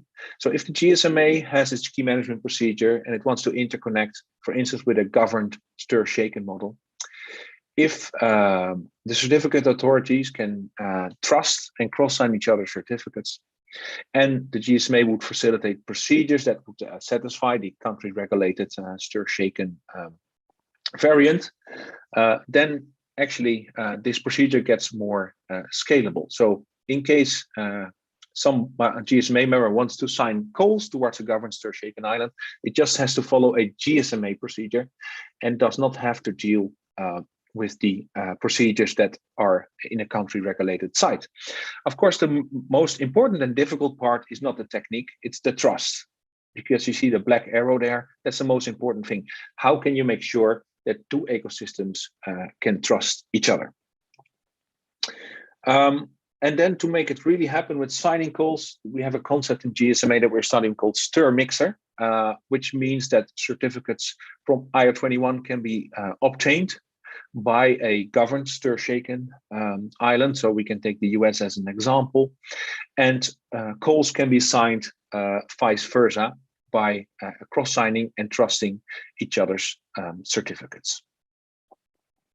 The step number 3 would be, this, as I explained, the certificate repository.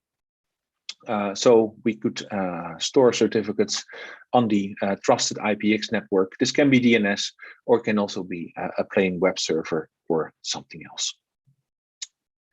So the roadmap, so key management stage 1 has been done. A document which you can find yourself is FS34. The first step where we're working on right now is to involve the IR21 roaming repository for storing the root CAs. Then, let's say in the second half of next year, we would really like to study the interworking side of it. How can we interwork with other secure domains? This can also be something with ITU, for instance, or I3 Forum, or European Union, can be anything. But at this stage, we are heavily focusing on what is happening in the US with the governed stir-shaken variant. And then to maximize the automation, we want to work on a distributed certificate repository end of 2022, beginning of 2023. This was my last slide of this presentation. So thank you very much for listening.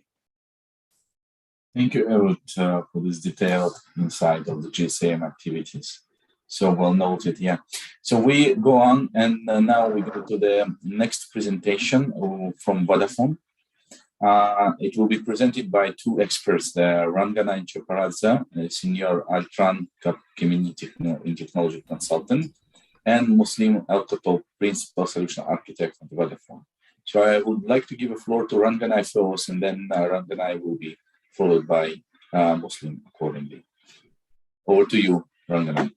Thank you. Thank you, Dennis. Thank you, everyone. Let me bring up my slides. How many minutes do we have, by the way, just to quickly orient it? In principle, we give 15 minutes, but as we are really in a good situation, that we have 20. 5 minutes past 3, so the meeting finished at full, but so, we wanted to answer some questions. That's what we received so far, and maybe other questions. Okay. Okay. Good. Thank you so much, Dennis. So I quickly move into the introduction of our presentation. Myself and Muslim as already introduced. I will not add much to that. So this is a presentation that is coming from the work we are doing in ETSI on standardizing a generic framework for end-to-end federated Ghana knowledge planes, which are platforms which are AI-powered for closed-loop self-adaptive security management and control across multiple 5G network slices, segments, and services and administrative domains. The paradigm here, what we have listened to, which is very interesting, is that we are bringing in a slightly different perspective regarding automation. We know that security, we have different approaches to security handling, detection, then mitigation methods and the like. The question we are trying to answer here within this standardization is a framework to enable closed loop, what we call autonomics, which are driven by control loops, whereby the network is intelligent on its own to self-protect and self-defend against attacks. So those mechanisms we call autonomics, and then the associated software we are calling the knowledge plane platforms, and we'll cover on that. So the framework itself in ETSI is called the DRIX here. So we have contributed also from Orange and Verizon and Vodafone, of course, my colleague Muslim. So without spending much time, Muslim, you add something about yourself briefly once I transfer the voice to you as we move forward.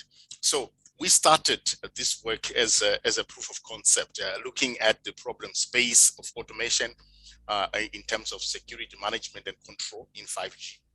And as we started that, we did some proof of concept to look at the problems of the landscape in terms of, let's say, attack signatures, attack security problems within 5G in the product sense, beyond just the control plane, beyond signaling, but we are going to touch on signaling impact, or let's say perspectives in signaling.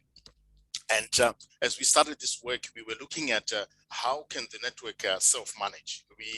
The Ghana framework is about self-management, cognitive management of the network, what we are now calling autonomous networks, networks that are self-managing, self-configuring, self-protecting, and self-defending, right? So this is where we are coming from. And with this proof of concept, we had a lot of players, operators contributing to that, including a security vendor, network security checkpoint. And then with that, we started a new work item to which we are inviting all of you to contribute in ETSI. We are progressing the work on this framework on autonomic management and control. And as such, this is the work item you can be able to see in the slides, and then you can track how to join the activities concerning this work. Moving forward, so these are contributors who will not spend so much time on that, who contributed to that. But we published a white paper, which is looking at the question of autonomic, what we are calling security management and control in 5G.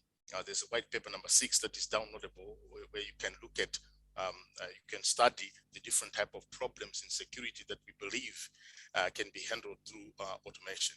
A lot of discussions we had today, of course, is oriented towards static management, static, say, approaches to provisioning security, to addressing security problems.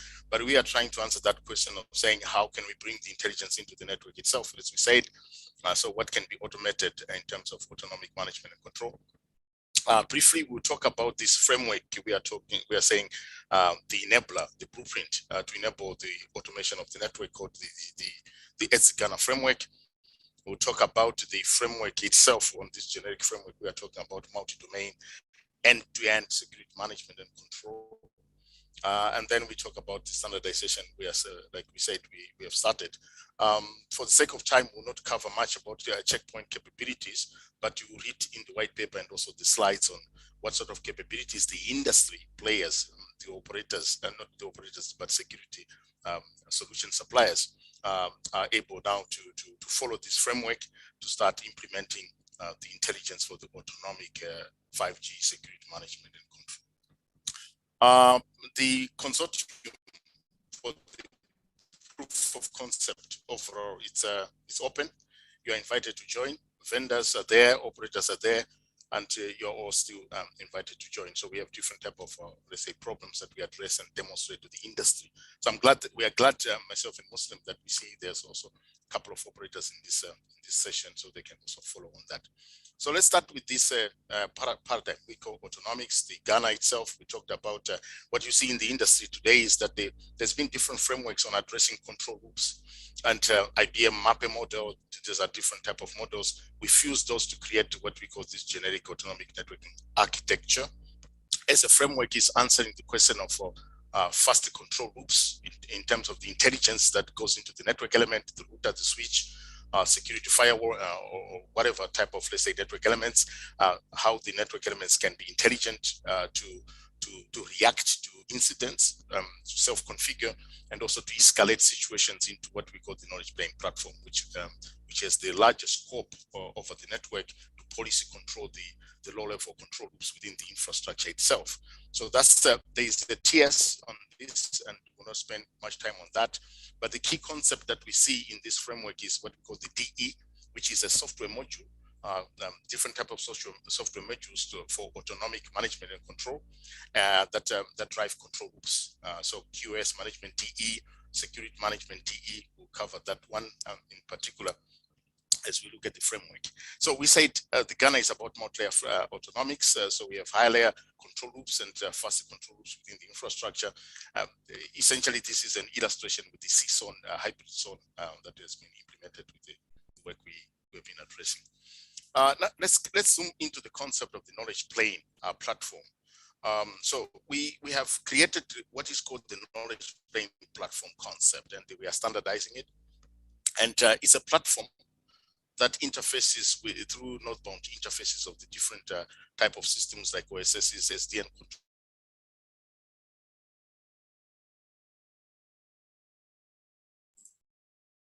Rangana, we finally lost you. We don't hear you. Muslim, maybe you step in. Yeah, sure. I step in, but there is who could go forward by swapping the slide? Okay. Functions like GPP specified, and that forms the brain for the network. Can you hear me? Hello?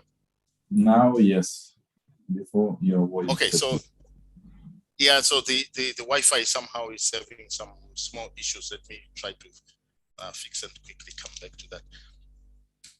Yes, so we were talking about the concept of a knowledge plane. We are talking about the era of intelligent networks. As we said, we can't cope with manual management. We need to move to intelligent autonomic networks that are self-managing. So the key concept is what we call the knowledge plane platform, which is the brain of the network that implements complex event processing and can dynamically and selectively program the infrastructure to change state in the infrastructure via SDN controllers, MANO, and all the OSSs, and also can configure and consume services from analytics functions and a lot of complex decision making, the DEs, within what we call the knowledge plane. So we have QoS management DE, security management DE, as well as interfacing with ticketing systems to clear tickets. The network is addressing problems on its own and can clear tickets. Right, so that is the concept of a knowledge plane. So now let's zoom into how we are using this concept to define then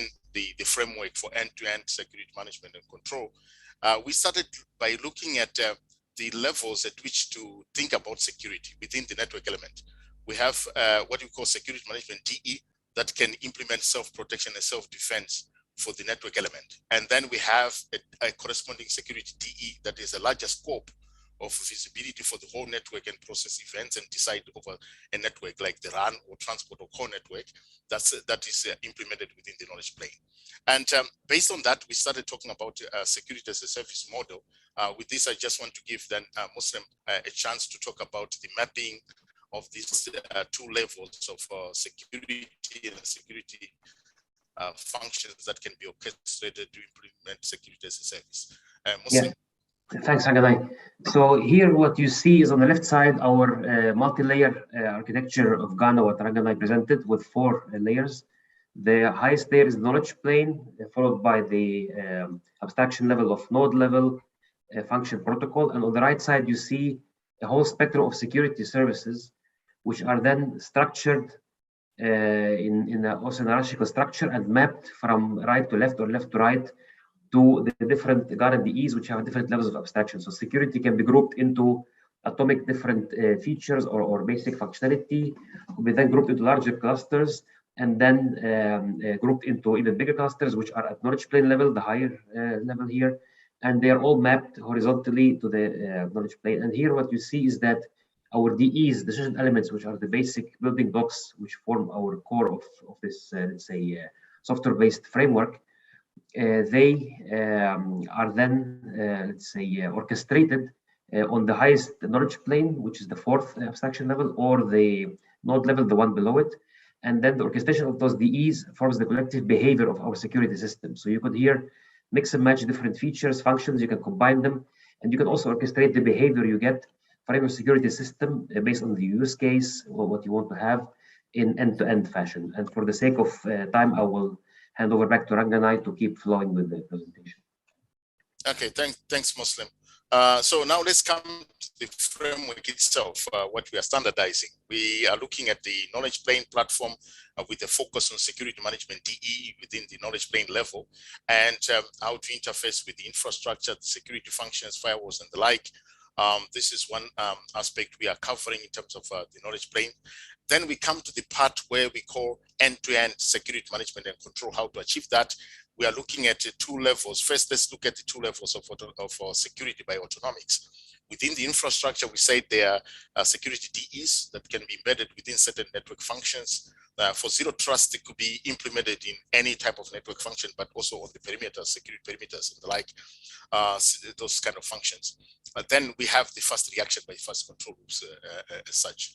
Then in each silo, like run, transport, core network, we have a corresponding knowledge plane, because we are looking into this space now. We are calling this space, or let's say, the era of disaggregated networks. So disaggregation also on the knowledge planes means that the knowledge plane for the access and the transport and core, they need to federate, to exchange state, and to make decisions as to how to self-protect and self-defend the network.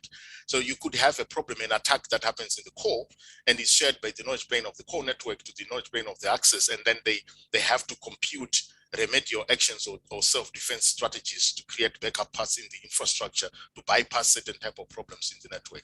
So there's lots of algorithms that can then be implemented with respect to the federation of the knowledge plane platforms, the security DEs that are correspondingly within each of these knowledge plane platforms. Interestingly, now, if we look at self-defense and self-protection, within, let's say, a knowledge plane for the core, we are looking at the different type of DEs. We have for forwarding, for QoS, for forge, for resilience, for monitoring, and then we have the security DE. They communicate via a bus to exchange state, to negotiate how to configure the node, let's say, for that particular side, or for, if it is for the core, to configure the core network.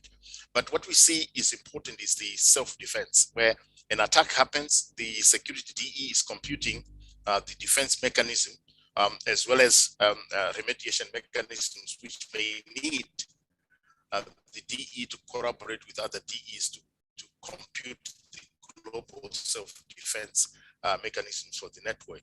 The autonomics need to know, the DEs need to know what is the impact of the attack on services, and then to be able to compute what sort of remedial actions should be computed and applied. Muslim, you want to add something before I jump into the next slide? Yeah, I think for the sake of time, because we are short, better you jump over to the next one, please. Okay. The next aspect we are trying to standardize is a real-time repository for security-related incidents. So detected security attacks, predicted attacks, as well as the impact of attacks on services.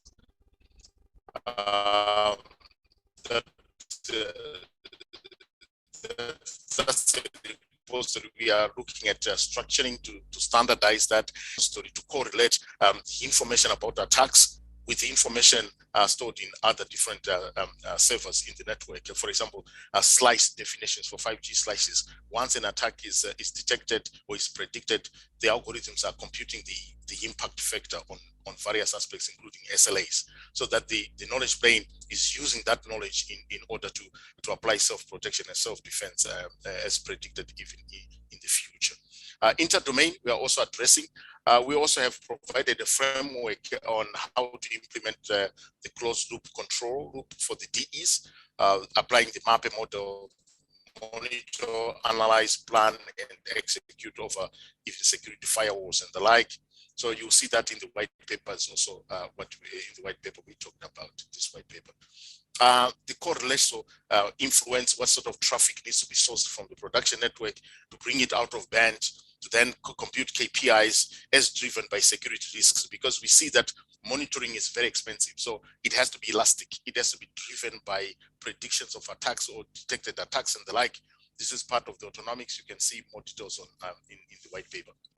Now, quickly to summarize, or coming close to the end, we are talking about two levels of control. So we said the security DE in the knowledge plane platform, and security DE, let's say for signaling, each as a fast control groups has to be implemented within a signaling initiator, a hub, receiver, or security gateway. This is where the fast control groups can for the security detection and the reaction should be implemented. And then the information has to be stored in the repository, like we said, through time. And the two control groups have to interwork so that the upper one is policy controlling and is providing policies to block traffic, for example, via the SDN controllers to block traffic signaling traffic that is suspicious. So we are saying, come join this work item that we have started in ETSI. We're looking forward to collaborate with GSMA. We started already some discussions on that, on autonomic security management and control, the work in ETSI that we started. And of course, we are looking forward to working together also with ITU on this framework we started. So there is quite some significant work on the framework now, and we would want to invite you to join. In these slides, you also see various types of capabilities of checkpoint, what we use for this implementation on security perimeters, how knowledge planes program different types of security functions on the perimeters. This has been addressed as well with checkpoint. So you can see one thing that is very interesting, which we want to show, which is very interesting, is this aspect. We managed to look at, for example, how operators, the knowledge plane within one single operator, when it detects a certain type of a threat, for example, an attack for a 5G EMBB user, can be shared between two domains. For example, we were looking at Orange and Vodafone, so that the incident, the security incident, is detected, is hashed, and is then shared between different knowledge planes that belong to two different operators. And then the other operator then can compute the knowledge plane in the other target, let's say receiver domain, can compute self-protection and self-defense before the attack actually happens, let's say in Vodafone, as was detected in Orange. So these are some of the work that we have done, and we invite you to join us in the collaboration on this standardization of this framework. With that, I would like to thank you. I don't know, Muslim, do you want to add something before we hand over to Dennis? I want to say thanks a lot. And here, of course, you see you have from behavioral systematic perspective how we model security. This is still, let's say, a growing area where we have really in-depth need for deepening a lot of aspects to granularly model the behavior. But overall, we've given you insights, and we look forward to reaching out to you or reaching out to us so we can join forces here on different areas. Thanks. Thanks, Muslim. Dennis, we can hand over to you. Thank you so much, Rangana. Thank you so much, Muslim, for this insight. So great. We completed the session 2 for the moment, and that's why those 15 minutes we can use for the question and answers. So I believe that we received already 10 questions via the question answer chat box. That's what you can see at the bottom of the Zoom connection interface. So there is one still not answered, and I would like to invite all speakers who wants to answer that. The panelists ask us to elaborate CIP-SIGTRAN traits as well. So whether anyone wants to answer that question.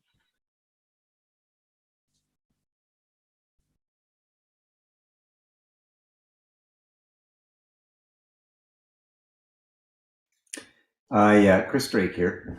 Yes. Happy to take the first shot at this one. I think when we look at the cybersecurity trinity of confidentiality, integrity, and availability, they're all under threat. Okay, so I think not unlike every other protocol. So from a confidentiality perspective, we have eavesdropping and interception, which we need to secure through encryption. And in integrity, we have falsification, impersonation, and we want to secure that with authentication. And in terms of availability, this is the denial of service attack, right? So the answer to that question is a little different, but if we get to a point with the nirvana, the ideal end state, where we have encrypted tunnels all the time, then it becomes so much harder for an adversary to launch a scaled denial of service attack because they don't have access to that channel. These are some initial thoughts just to stir up other panelists' comments on the question. Okay, thanks. Thank you. So someone wanted to add to this? Hi, Dennis. I will take a crack at this as well. Regarding SIGTRAN, everything that's been described here which is relevant to SS7 is also relevant to SIGTRAN. Because SIGTRAN is simply SS7 over IP. What was replaced in SIGTRAN is just the lower layers of the transport. Instead of going through throwing to a STM, E1, T1 is just going over IP. So everything that was described in this webinar with partaking to vulnerabilities in SS7 is also in SIGTRAN, one for one. Yeah. Like IUA is like ISP and the LGA, so this is a way. So really cool. Yes. So, yeah. Yes, for me, it's just a comment, and probably a comment which will need an answer from my fellow panelists. We have seen, I mentioned in my presentation, I mentioned mobile banking fraud, and I think one of the issues of concern, and I speak as a consumer because as I said, I think I'm the only non-technical person in this forum. So I speak as a consumer. You find that mobile banking pins are not encrypted. So if somebody is standing behind you, they can very easily see you keying in your pin. Or even if there's a camera, for example, you're at a supermarket and you want to transfer money from your bank account to your mobile money wallet so that you can pay for your supermarket purchases. Somebody can actually see you keying in your pin.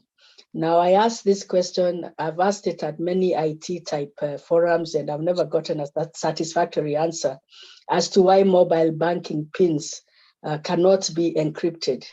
If this was done, then this would go a long way to resolving some of these frauds. I know this is not exactly telco, but what happens on the banking platforms affects the telco as well, because the telco platforms are being used for mobile banking.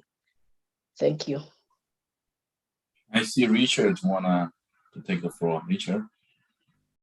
Yeah, I'm not quite sure what you mean by the pin being encrypted, because the attacks you refer to as somebody looking over your shoulder, and seeing you type the thing in. So the defense against that, which is displayed at least here in Switzerland, it's well known. Make sure that nobody can see over your shoulder when you're typing the pin. In fact, they tell us not to put your hand in. Exactly. But the pin you see when you put in your mobile money pin, okay, that pin is encrypted. When I put in my mobile banking pin, when I want to access my account via mobile banking, the applications that I've seen, I don't know about the ones in Europe, but the applications I've seen, and I'm not talking about, well, not an app, even on USSD, they are not encrypted. It's not encrypted. No, yeah, this is well known. Well, you key in 1, 2, 3, 4, it can be seen. 1, 2, 3, 4 can be seen. Yes. Yes, that's like not keeping passwords accessible. Well, I think everybody who's a security expert would agree that you should not have the e-banking app on the same telephone which you're using for two-factor authentication. That's a gigantic vulnerability. Of course, it's very inconvenient. So I have a separate telephone for the two-factor authentication, which is actually not connected to the internet at all. It's subject to S7 attack, but it's not subject to the internet attack, and that makes it significantly harder. Of course, that's inconvenient. So people put the app on their phone and they keep the passwords in the phone, and then they're doing the two-factor on the phone. That's highly vulnerable, as we just heard here today. Yeah, yes, but I'm not talking necessarily about the app. I'm talking about the USSD, because you can access your mobile banking account via USSD, and that USSD pin is not encrypted. It is encrypted on the app, but it's not encrypted on USSD. Yeah. Like if I can take this one. Thank you. Yes, Asaf, please. We have just finishing up a technical report in SG11 about how can USSD be encrypted using modern encryption in SIM cards. And this report should be available and after this December meeting. So basically, the answer is yes. Today, in modern SIM cards, you have the computation capability to actually encrypt USSD as an application on the USIM, on the iSIM, and it's up to the operators to do that. So to just just show the preview the outputs of the technical report is that it is possible. You have a low computation environment, you have low resource algorithms today for encryption that can run as an application on a SIM card and encrypt with modern encryption USSD. It's just a matter of application. Yeah, thank you, Asaf. Thank you so much, Messi. Thank you, Asaf, Richard. So in this perspective, I wanted to ask one question regarding the different protocols we use for the non-voice-based services like DFS, instant messaging. That probably I would address this question to Cheng Ali from Study Group 11. From your perspective, whether the solution of security of signaling, which we are standardized currently in Study Group 11, can be implemented on different protocols that are currently used for also non-voice-based services such as DFS, instant messaging, and so on. So what is the practice from your perspective to implement and use this solution, certificate-based solution for other kind of services we use in the daily life? Hello, Dennis, and it's a very interesting question. And I think if in a communication system, if a unique identity is assigned to each party in communication, and at the same time, both parties in communication can exchange identities with digital signatures, I believe standardized signaling security solution can be realized. Yeah, that's my answer. Okay, cool. That means that it's not unique, but it's really comprehensive solution which might be used in different ways in different areas. Thank you. So I don't want to overcome the a brainstorming session, so which will be driven by Asaf. So, but I wanted to ask the question to Jean-Paul. So, do you know whether the implementation X510 are already in place? And what are the future plans on standardization on the quantum resistant algorithms you see in Study Group 17? Thank you. No, I think for now there is no implementation of X10 of X510. Yeah, 510. Yeah. Because it's recent, less than 1 year. No. So it's too early, I think, to have implementation. Okay, I see. Thank you. Thank you. So, and maybe ask also the question to our colleagues from ETSI, because I saw the end-to-end AI-powered autonomic security management, which they presented. How to accelerate the standardization work on this work item, and and how to involve different stakeholders to this standardization and activities itself. So, what do you think about that? Yes, Dennis. So your question is the stakeholders to engage in this standardization of the framework, right? Yeah. Yeah, we like we said, we started as a proof of concept. We brought operators. We then brought a network security vendor, very strong Checkpoint. And then we said, okay, but when you look at the problem of end-to-end security management and control, we all agree with the folks in this workshop that the problems of security for 5G, they go beyond the control plane, beyond the signaling plane, right? So there are other type of attacks. And we say that, yes, there are things that we can do by manual policing, certificates and the like, and frameworks, very good. But how can we automate, make the network itself intelligent to handle that? So now what we see is that in terms of the stakeholders, we think that we need to bring the algorithm suppliers, because when we talk about the Ghana, it is talking about the decision elements. It doesn't standardize the algorithms of the decision elements, but it standardizes the framework. So the algorithms should come from any innovators that innovate algorithms for attack detection, but also those that innovate algorithms that pertain to, let's say, the decision by the network, the security to self-defend or to self-protect the network. So that's another space of algorithms, right? So we need to bring algorithm, let's say, innovators to this picture to understand which interfaces we are standardizing and where they can place their algorithms. So that's another stakeholder. But also regulatory aspects, I think we need to bring in the picture, because we saw from ENISA, for example. ENISA published a very good report on the threat landscape for 5G, right? And it looks at the multi-faceted aspects of security problems in 5G, including, of course, the infrastructure and the like. And we think that we need to also, the other stakeholder to bring is the SDOs.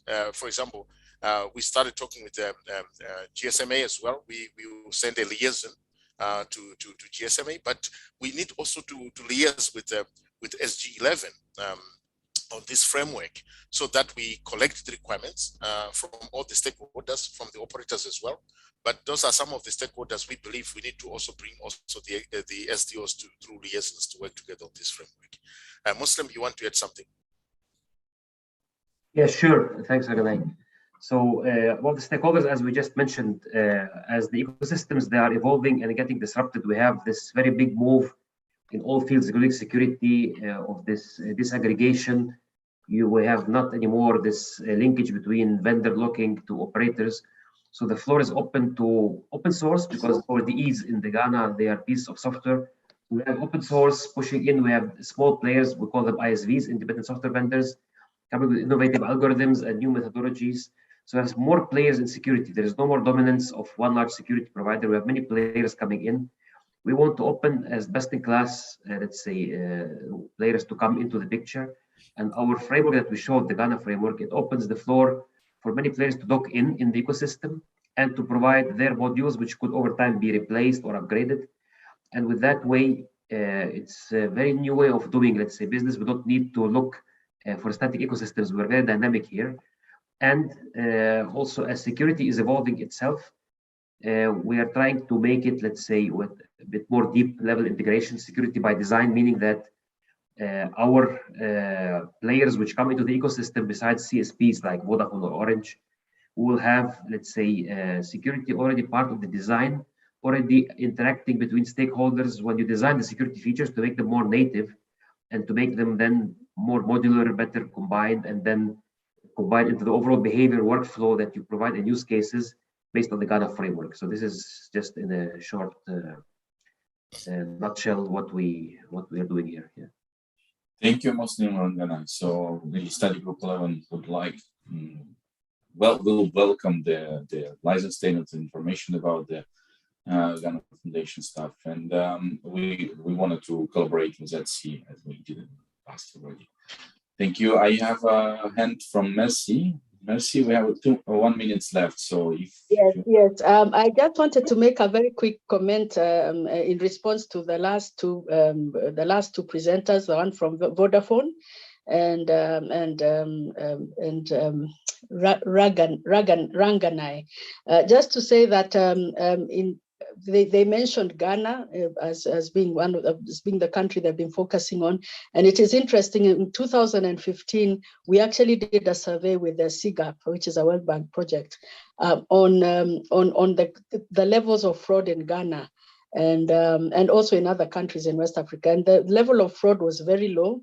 It appears as if the East African fraudsters must have traveled some distance, because the frauds which are now being experienced in Ghana are just the same kind of frauds that we have here now in East Africa. So this was just on a light note. It's a good thing to hear that, you know, a lot is being done to actively prevent these frauds as they happen, before they happen. So thank you very much. Yeah, the thing is, it's interesting, but I think you got something by mistake, the Ghana part. The Ghana we are talking about is not Ghana, the country. Oh, I see. Messi. Yeah, it's a technical framework called generic autonomic network architecture, but it's no problem. I mean, we are happy to hear that with the framework we are talking about somehow coincided with the name of the country. I told you I'm not a technical person, and the transcript was indicating Ghana. The live transcript had indicated Ghana every time you mentioned Ghana. Yeah, so it's a framework. It's a framework that is has an acronym Ghana, but it's a technical framework. But it's a pleasure to hear from you that something is happening in Ghana as a country, and that you guys are doing something there regarding security and the study that you mentioned. It's very much appreciated. I myself am from Kenya, but I was just talking with reference to Ghana, and I'm glad I think I've provided a humorous, it's aspect good to this forum. Great, Messi. Thank you so much. Thank you. Thank you so much. So now time to move on to the last session for today. And I believe it would be a very interesting discussion. It's a brainstorming session. And I would like to give a floor to a moderator of the session, Asaf. So Asaf, please go ahead, and I wish you good luck for that. Thank you. Thank you very much, Dennis. Let me just show a few slides for opening comments. So thank you very much for your time, everybody. And now we're getting down to the nitty-gritty of today, which is basically we're going to discuss the trust anchor and the trust system. And so basically we've covered the background for this session entirely. We talked about what happened in signaling ever since the 80s up to today. When I divide this time frame into a few parts, that first of all was the ignorance part, which was basically the 90s and the early 2000s, where nobody cared, nobody knew. This was not a problem. This was not an issue of this. Then after the beginning of many attacks starting to take place, and we became aware that there are issues with signaling security. So in the first half of the 2010s, then we started to work and we became aware of those issues. And then some standardization work began to happen on the standardization work began to happen on the on this issue in the second part of the 2010s. And basically now we're at the part that we need to start anchoring this. We need to start anchoring this into enforcement. Okay, and this is basically where we're at. So just to frame the discussion,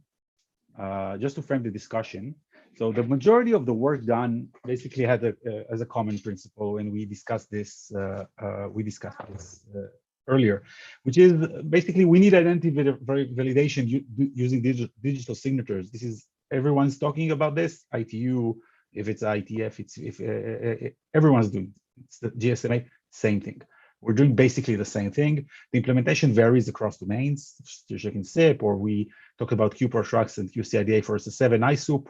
But the work doesn't tackle a major issue, which is trust chain and certification path of trusted entities. Who manages it? What's the trust anchors? Who is in charge? And this is the focus of the description, this discussion. So just a few guiding questions, and then I'm going to open the floor up for discussion. One is, what should be the trust model? should it be globally centralized? Let's saying, okay, the trust root is a globally acceptable organization. They distribute all the certificates to all the operators. Should each country manage its own trust model? Each country decides on its own who is its certificate authorities, and then you have bilateral agreements between countries about trusting each other's, and this is one option of doing it. Or you can do it like the internet has done it, is saying zero government interference. We're going to give everything to the commercial companies, like it did happen on the internet, which is Apple, Microsoft, Google, Amazon are now the trust roots and the trust anchors of the internet. And this is another possible model or combination of them.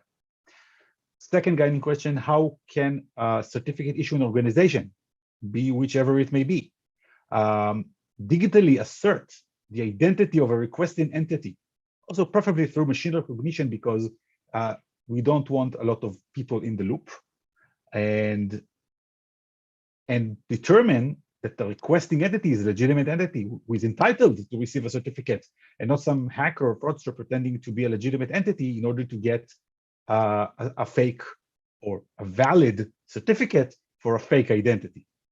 An example of it can be seen in the extended validation certificate guidelines in the internet.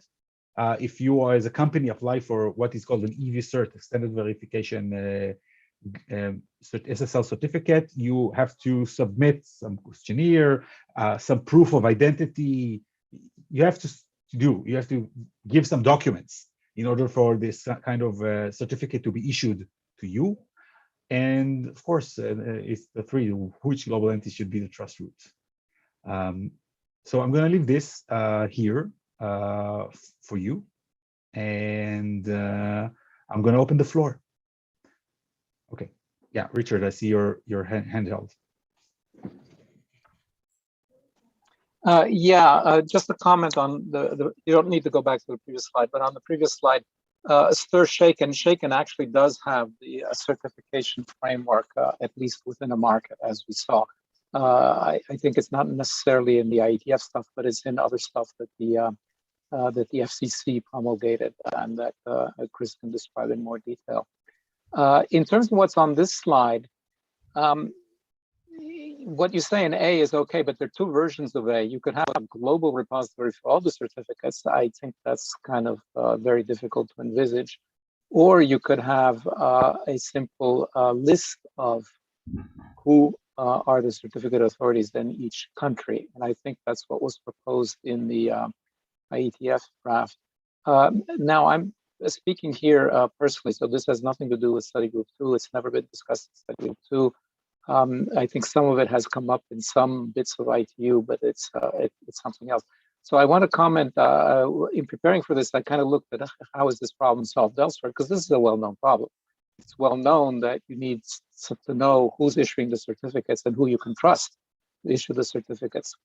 So as Asaf said, for the DNS, that is the HTTPS, it's basically the browser manufacturers.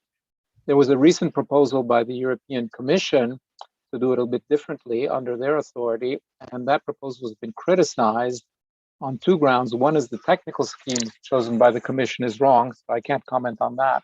And the other one is what Asaf said, well, we don't want governments involved. We don't want governments involved because some governments are bad, and so they might be giving certificates that we, the browser manufacturers, don't trust. So it's a question of who do you trust to decide who to trust. I'll post the link to the Mozilla's criticism of that in the chat so everybody can look at it. So that's kind of interesting in an area where there was no government intervention at all, and the European Union comes along and says, well, yeah, we think there should be some government involvement, and the industry is pushing back. The other one that's very interesting is the COVID certificates. As anybody who lives in Europe knows, we can get a COVID certificate, which is a piece of paper, but also has a QR code, and that is signed and has a certificate, a X509 certificate behind it, which authenticates the piece of paper that says you got vaccinated, etc., and so on. And it turns out the way that the European Commission did that is that they have the list of the national certification authorities. So each national government has some certification authority, I think in Switzerland it might be the government. I don't know if it's outsourced or not. And then the Commission maintains a list of these entities. So I'll put the link into the European regulation that made that happen. Now, of course, that's only Europe, in the broader Europe, so it's Schengen area. So it includes Switzerland and I think Norway, but it doesn't include the UK anymore, and certainly not the rest of the world. So as Asaf said, when you have your own national certificate and you're coming in Switzerland, well, guess what? You have to try to get it converted to a Swiss certificate, which you can do with more or less amount of pain and energy, but there is no global thing. Now, I believe that there actually were a couple of workshops in conjunction with the World Health Organization and Study Group 17 on that. And there's now a focus group on this issue. Maybe, Andre, you could comment on that and put the link to the focus group in the chat. But I just wanted to say, you know, this is a known problem, and there are some solutions. If you take COVID, at least in Europe, it's kind of the government keeps the list of who is issuing valid certificates. So it's not a centralized list of all certificates, it's just a list of who is issuing certificates. And then for the web, it's entirely non-governmental and run by the basically the browser manufacturers. Thanks. Okay, Gustavo, you had your hand up as well.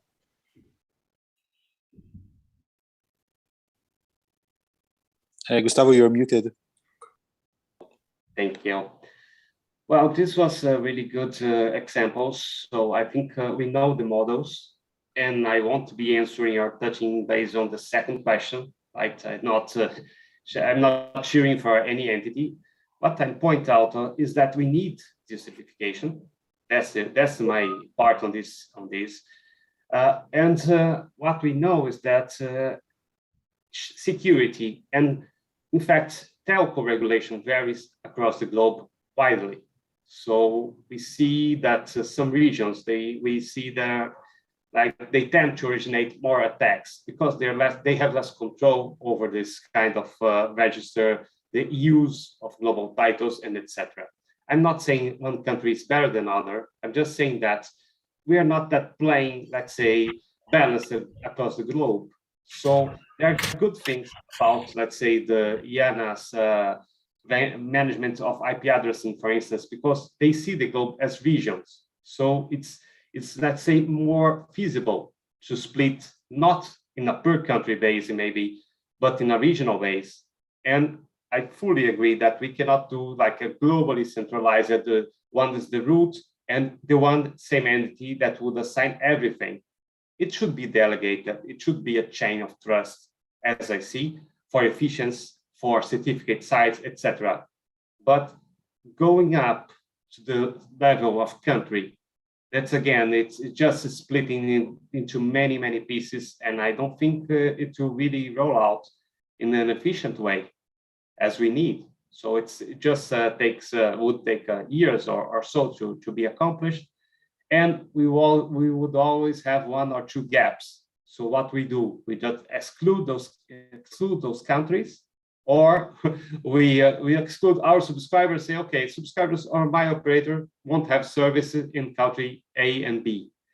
That's against economics, and that's against politics. So we need to find a technical solution, viable, but still, I don't trust you get there soon if you go to country level. And that's my contribution on that. Thank you. Thank you, Gustavo. Chris? Thank you. First, I just want to thank Richard for clarifying that Shaken was an overlay on STIR and was specifically designed to introduce governance and management and administration. So there is a model that has that. It's relatively new. I want to say I agree with everything Gustavo said. This is not going to work country by country for a lot of years. And it's very impractical to think there'd be a global centralized authority. So relative to that, what did we learn in Shaken over the last 3, 4, 5 years?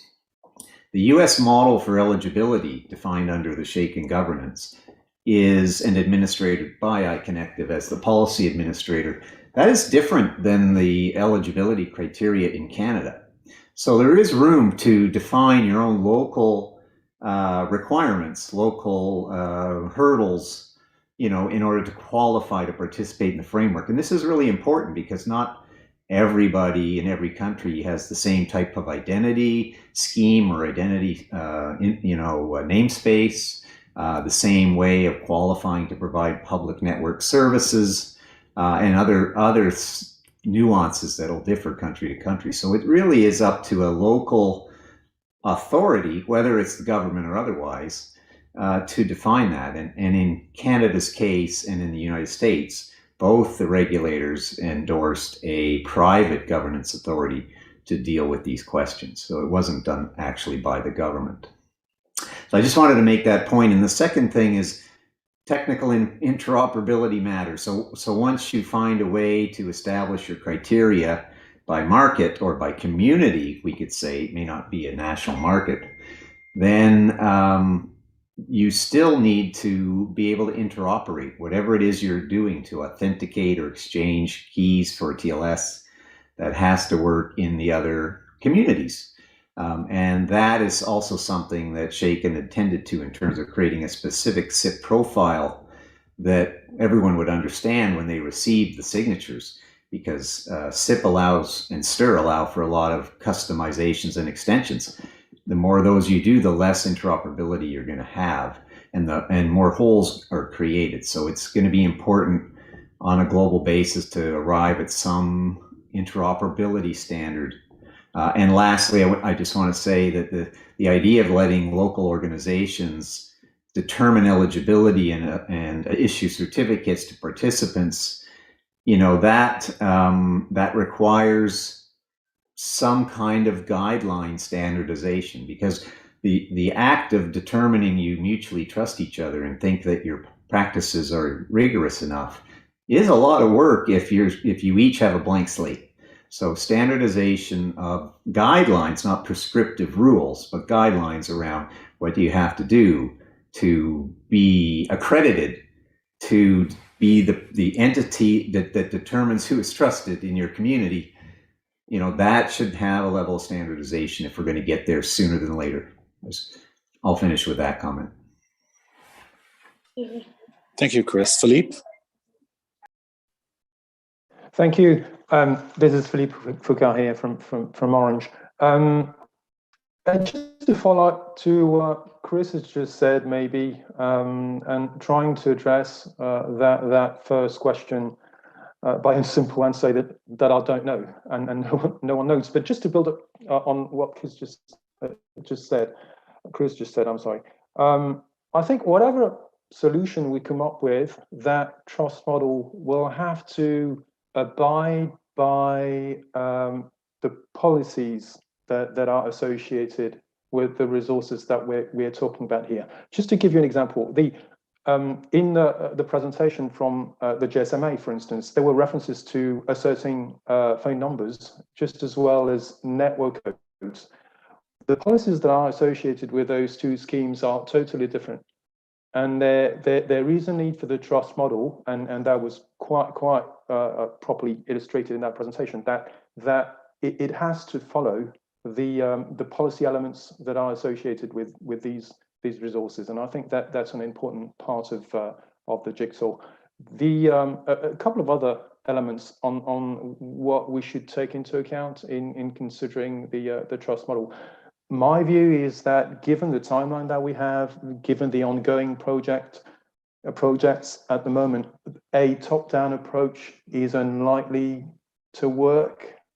I think people nationally are looking at phone numbers, at these models as a way to achieve interoperability, and those national frameworks will emerge first. So we're looking into scalability as an element of that will be brought by this global trust model, not the opposite, not something that would be built from top to bottom. And I'll stop here just to mention that the frameworks that were alluded to, Stir Shaken in that case, are considered mostly for that reason, i.e. that we're just as weak as the weakest link in the chain, and there's an element of the calls coming from abroad might be that weakest link, and that having a global common framework might help in that respect. Thank you. Thank you, Philip. Muslim? Yeah, thanks very much, Asaf. So I wanted to add here that recently I championed for Vodafone together with Orange Catalyst in TM Forum, exactly on the topic of telco data sharing. And I've seen many synergies I've seen here so far with what we've been discussing. So when we approach this telco data sharing idea, which is, let's say, CSP-centric ecosystem, where you also have the issue of trust, and you want to do, let's say, analytics or AI-based use cases, you want to leverage on that, but you have an issue of how to trust the other parties with your data, or how to ensure integrity is maintained afterwards. The approach we followed, without showing any slides, was that we designed a governance layer over the stakeholders in the ecosystem to really, let's say, define the policy, how stakeholders are allowed under what premises to share which pieces of data, and how they are then, let's say, maintained liable for, let's say, only sharing this data within the allowed scope.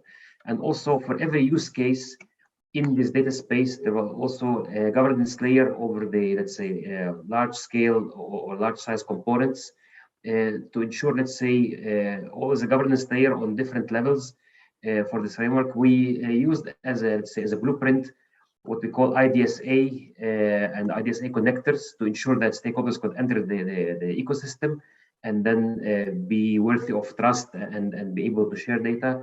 And also we were a bit inspired by what we call this Gaia X framework. So at this point, when I look at the three options that Asaf mentioned in the first question, it's probably a mix of the three, but for me, the most sustainable and the most scalable way to ensure trust or to build a trust model is to follow an ecosystem-centric approach, meaning that once you form your ecosystem of different stakeholders in that, it could be, for example, B2B to B2X or B2B to B2C chain in an ecosystem. In that model, you have to define a governance layer, which then, of course, interacts with the policy. And this governance layer manages the interaction between the stakeholders, especially from a data sharing or use perspective. That was the systematic approach we followed, including all the use cases we developed in that catalyst. And I thought that would be interesting to share at this point. Yeah, thank you. Thank you very much, Muslim. Chris, do you still have your hand up, or it's just from before? Yes, I do. Thank you. I wanted to comment on that last remark. The idea that these don't necessarily have to be country-based is similar to what I said. Communities, think communities. So stakeholders with an interest and a motivation for participating in a more secure exchange of network protocols should be able to join the community of their choice, subject to the fact that that community's policies are appropriate and sufficiently rigorous, right? And that relates to things that Richard said about access to these assets that are being manipulated and falsified, and the policies around access to those assets is highly relevant and varies by jurisdiction. So the communities should deal with that and do it appropriately. But I really think that we're going to get there a lot faster if communities can form and be evaluated as having sufficiently trustable policies that a large number of cross-border participants can assemble. And we'll have an accelerated adoption of more secure network protocols, I think, as a result.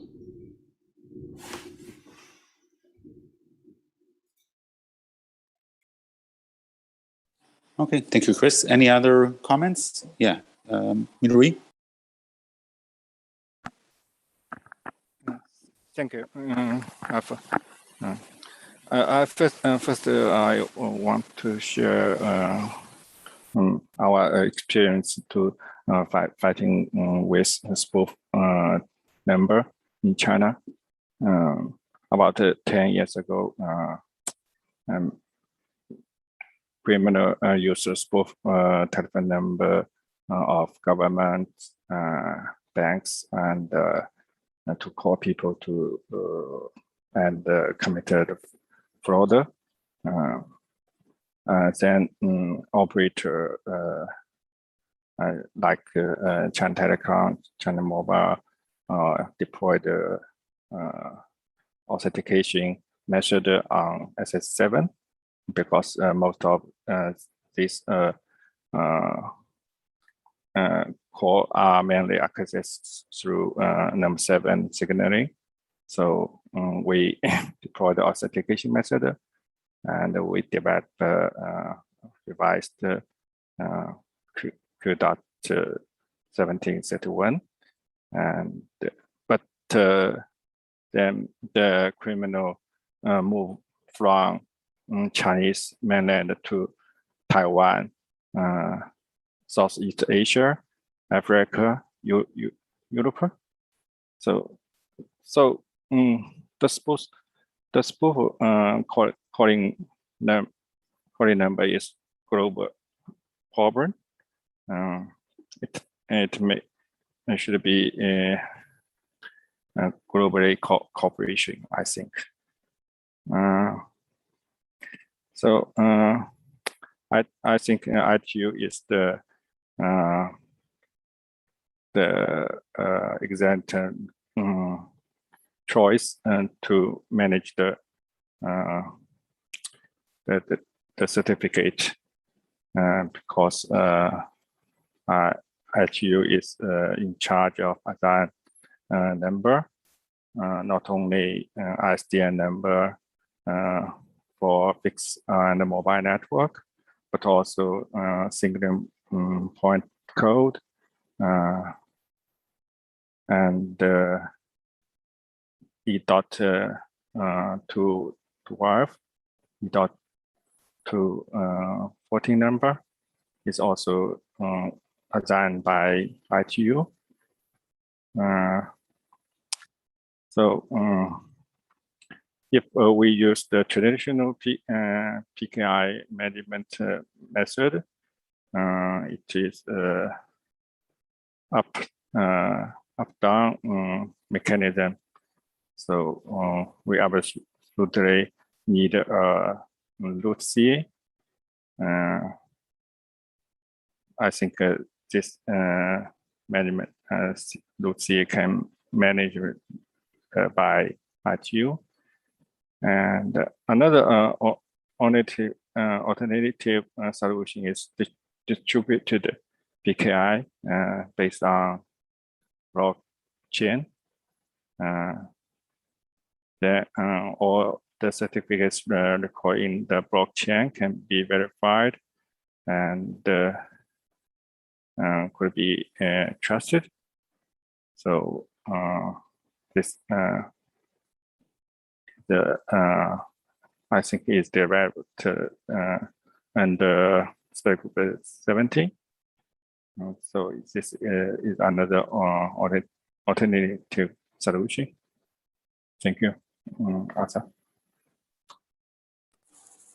Thank you very much, Minwin. Any other comments?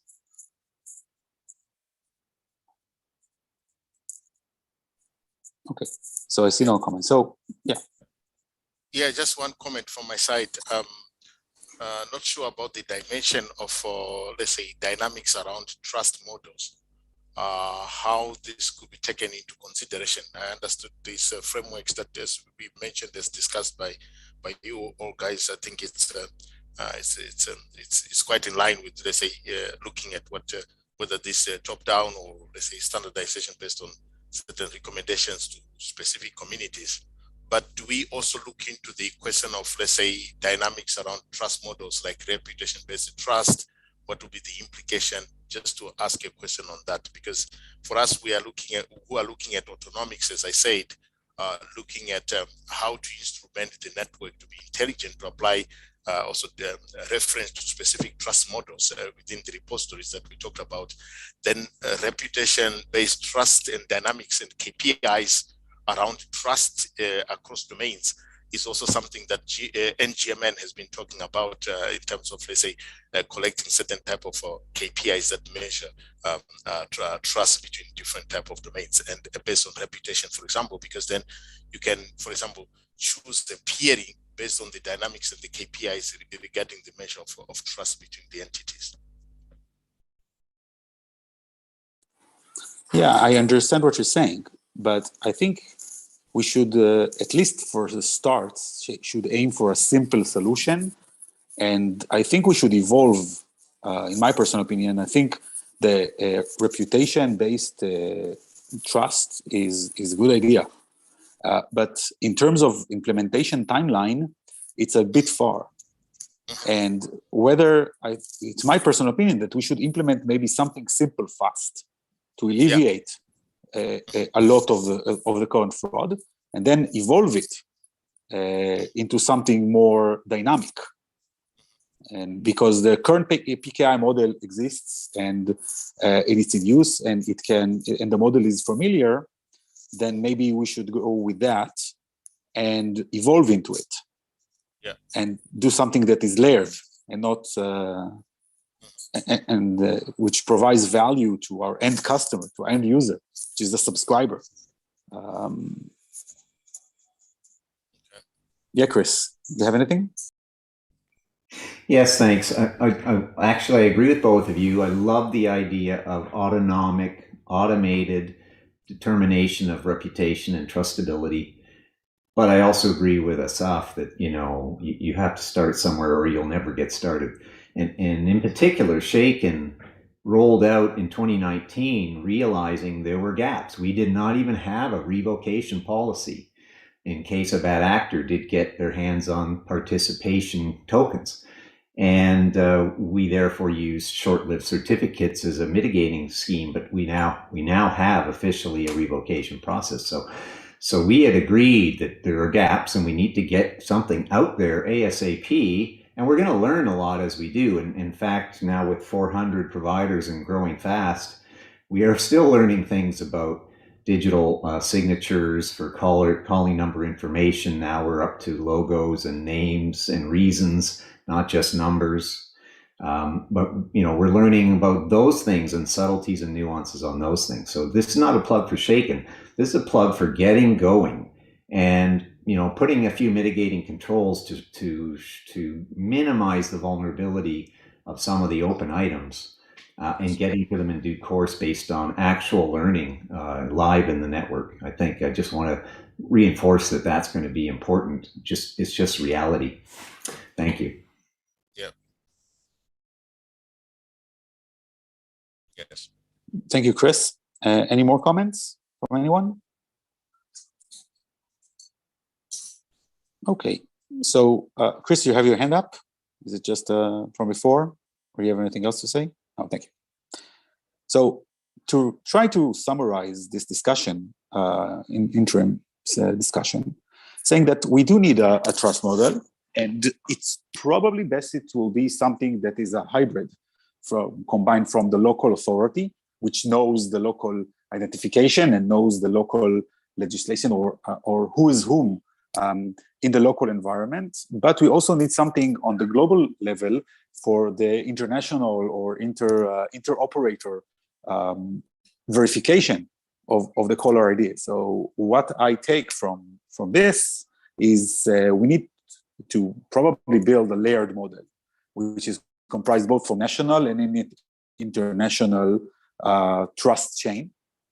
And in terms of the trust anchor, then I think we have two takeaways from here. Is one that we should work, and maybe this is for study group 2 more takeaway. We should work on standardizing or guidelines for who can be an intermediate certificate authority. If you look at the certificate authority on the national level, it's up to the country to decide.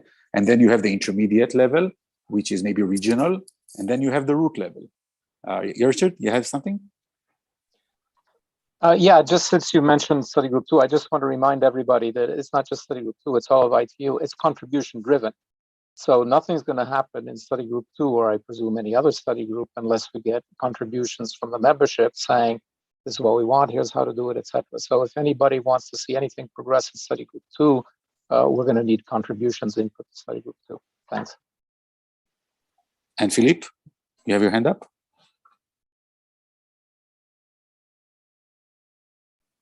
Can you hear me? Yeah, loud and clear. Thank you. Yes. Just a caveat on what you just said, and coming back to what I said earlier on the need to follow the policy. So you were referring to an international layer of sorts for a country, for example. Let's just take numbers. E164 country codes are indeed by and large quote unquote delegated to countries, with exceptions. So if you apply what you just said to country code at A3, at A2, that's broken. So I guess what I'm saying is that it's always the same. There's nothing to invent here. The delegation system will have to follow the policy. And if for 99%, 95% maybe of country codes, that's going to be for member state to decide. For the others, it's going to be the ITU, maybe. Or maybe we just need a flat system. I don't know. The point being, it has to follow the policies that are associated with the schemes. Thank you. Thank you, Philip. I totally agree, because numbering is very not country today, and I'm not even starting to talk about SMS, which also has CLI identification, which can also be like what Chris said, can be textual, it can be not related, it can be just someone sending A2P SMS or any other thing. So SMS fraud is also something that is definitely on the table. Chris, you have something to say? I do. Relative to what Philippe remarked, there's, technology has come a long way, and basically, I don't think you can put the genie back in the bottle here. And what I mean by that is, like, you have companies that have acquired their numbering assets through the legitimate policy that exists in their jurisdiction, and they have exported them to offshore centers and outsourced centers overseas, and they end up making calls with domestic CLI from overseas into that country. And this is really quite commonplace and very complicated to contain. So I just want to point out that we've learned a lot about this stuff trying to roll Shaken out over the few years. And there's nothing to invent here, as Philippe said. You're going to run into the very same problems that we had to tackle, and we're still working at tackling as you go, and whatever scheme we do invent and try to roll out. But let's not forget the fact people are using their numbers from overseas locations and coming into the country because it's cost effective, and they're not going to stop doing that.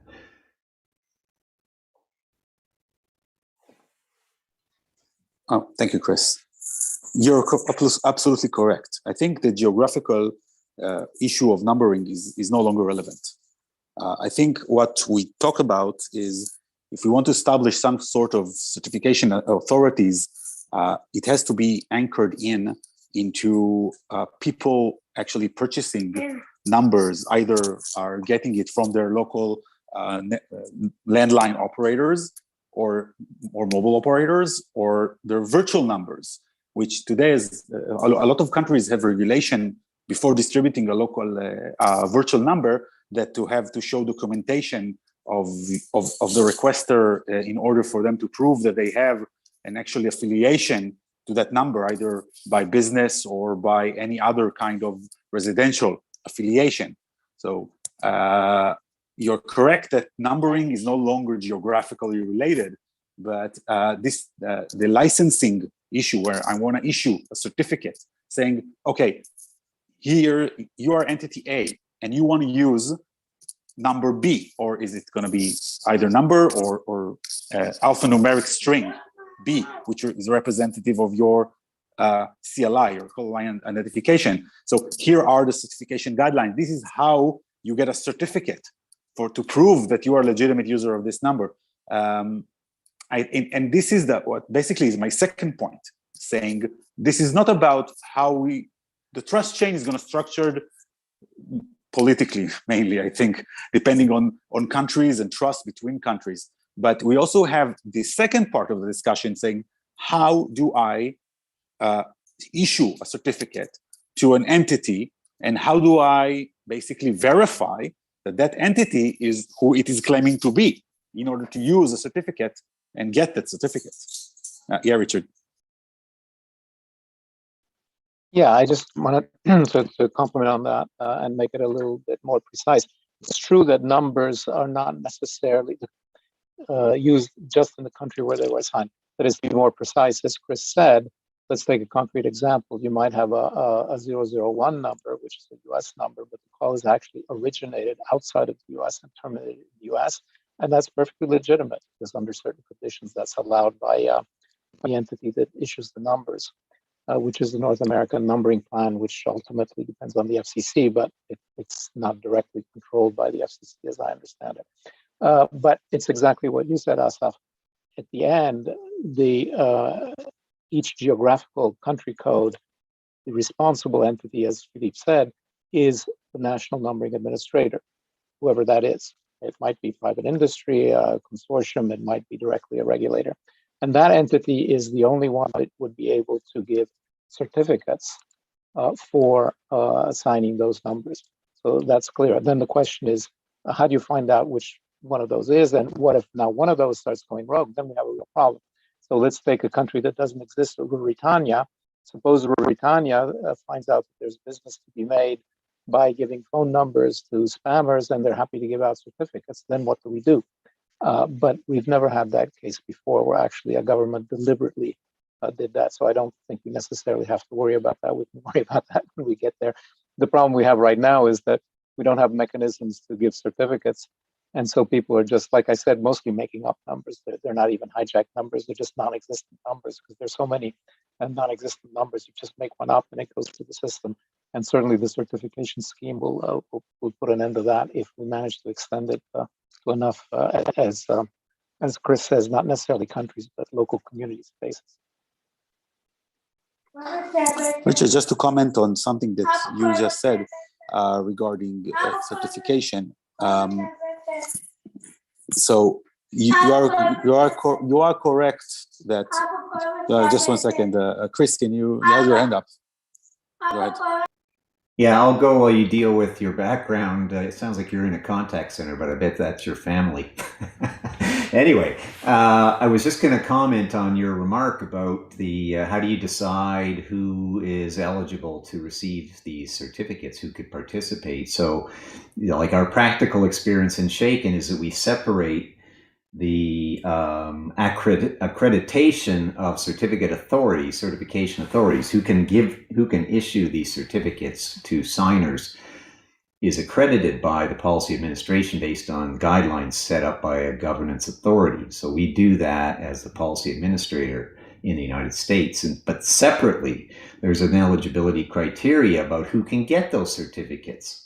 And that includes a technology construct, which is basically an authority token. So when we verify the identity of an applicant is in fact them, and we have to do that, right? Just as your note says here on that slide, we give them a cryptographic token.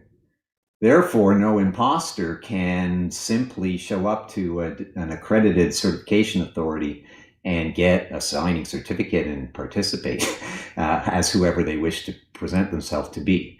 So this is really important, that there be some kind of technical constraint that imposters cannot participate, and anyone who was previously admitted and enrolled who turns out to have very poor practices or is a bad actor entirely, they can be revoked and cannot get back in. These are really important aspects to the policy, I think. I just wanted to stress that.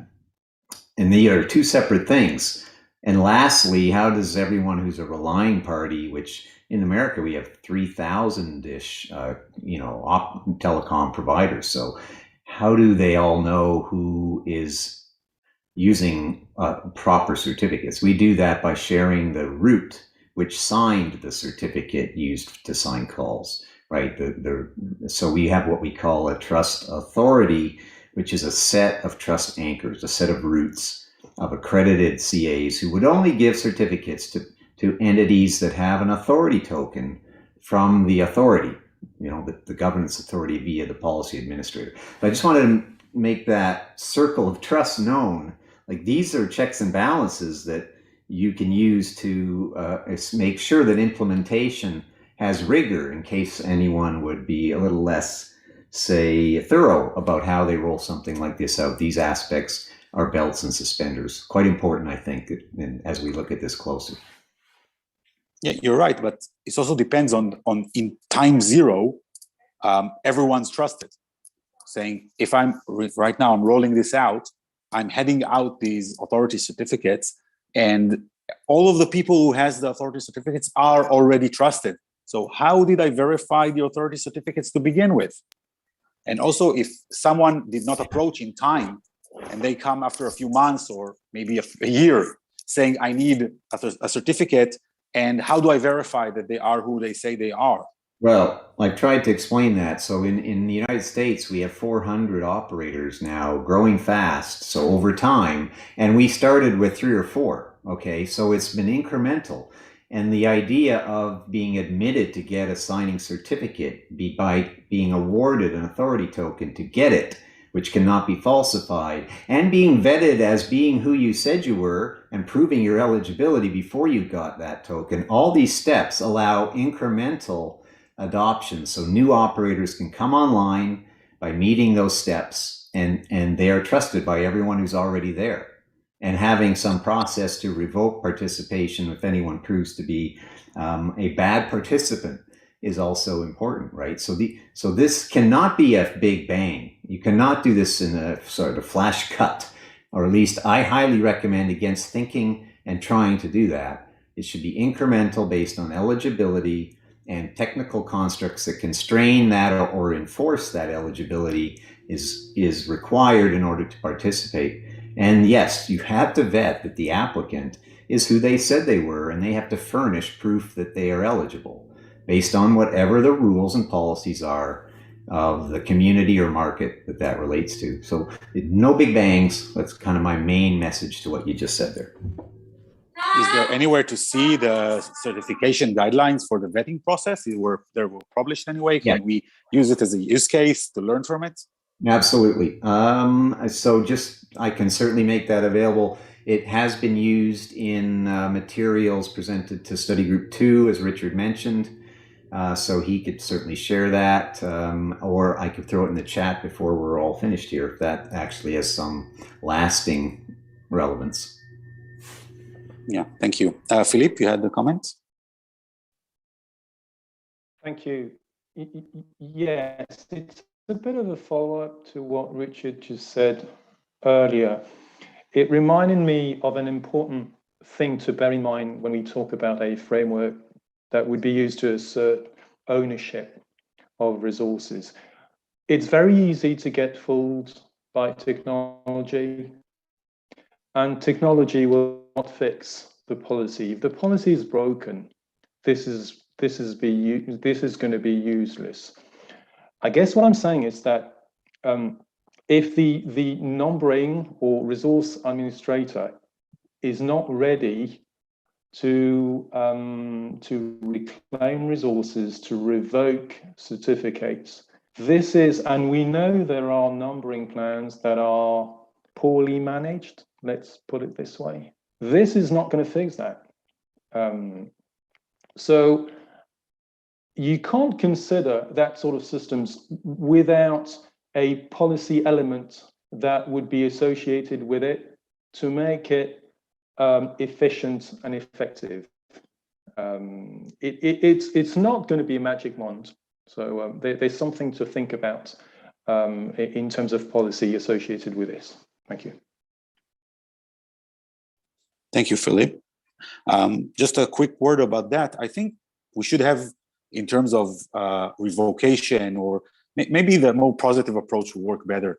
Perhaps maybe countries that already have some sort of vetting process for, at least for virtual numbers or any other kind of numbering, will get a thumbs up token or something saying, okay, this country is a good actor, while other countries which do not participate or do not have this token will just be, regularly. But just a thought, maybe not going to ban legitimate or bad actors from the global telephony network. I don't think this is going to be a good idea anyway. Maybe work in a positive way, but that's just a thought that I had. Richard? Yeah, building on what Philippe said, it made me think of something. Before we got all these spam calls, the primary form of numbering misuse was actually what we call tromboning.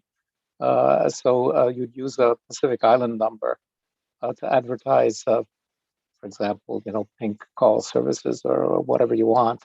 But the call never actually went to the Pacific Island. It stayed entirely in the country where the call was originated, but it was charged at that much higher termination rate. So there's no consumer fraud because the consumer knew he was calling, but of course the Pacific Islands is not getting the revenue.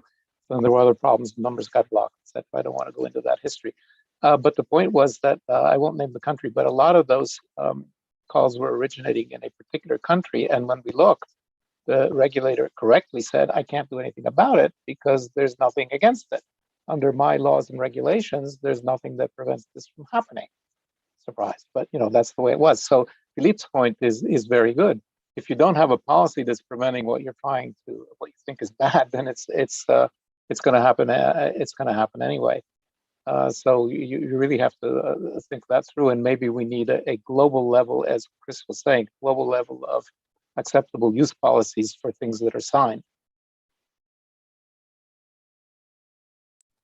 I completely agree with you. We need to have a use policy on the global for signed terms of use, and some kind of standardization of what is a bad actor, what is misuse of the token is. But it has to be grounded in regulation. Otherwise, it would have no teeth. It would have no teeth for breaking this. By the way, we were talking before about countries deliberately giving out numbers because it makes them a profit.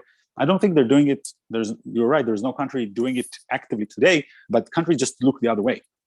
If you want to get a virtual number for any country, you can do it by going into some countries, once again, who will not be named, and buying a virtual number with virtually no documentation whatsoever, because, like I said, they had no regulation about it, and they have no interest in building some kind of legal framework or any regulation to prevent it because it brings money into the country.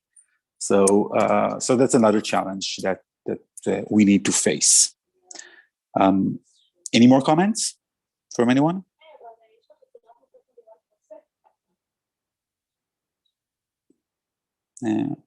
Okay, so thank you very much for the discussion. I think it was very, very fertile. Just one question, Asaf. Yeah, go ahead. Yeah, in terms of derivation of what could be standardized, as has been discussed here, is the home the SG2? If we understand correctly, would there be some kind of communication about what could be, let's say, potential standardization work item? Are there work items that are open that could be home for this kind of, let's say, contributions that I think it was Richard or Chris who mentioned welcome contributions or something like that? Yeah, Richard, go ahead. No, there's no open work item that I'm aware of. So, but of course, if you input a proposal, you can input an A1 or an A13 justification and ask for the work item to be opened. The other question is, where would this belong? If you see a link to E164 numbers and stir shake and you say, oh, maybe it's study group 2 or maybe study group 11. But if you're talking about certificates in general, etc., that's back in study group 17 because they own X509 and all that kind of stuff. So there's also a question of where exactly, which study group you would bring this to. Yeah, understood. Understood, thanks. By the way, my 2 cents on which study group is basically domain. If it pertains to signaling, let's not talk about CLI, but if we want to protect signaling as signaling, which is, it doesn't care if it's for calls or it can be for any other form, roaming or anything. I think it's under 11. If we're talking about numbering itself and how do we basically what Chris said. How do you assign the schema certificates to numbers? Yeah, the scheme of it. Then it should be, in my view, yeah, it should be 2. And I think we all agree that we're going to use the X509 on its variations, like if certain using JWT, but basically we're all going to use X509 with different cryptography algorithms. So as long as study group 17 keep advancing their identity works, yeah, they have a work item on identity verification.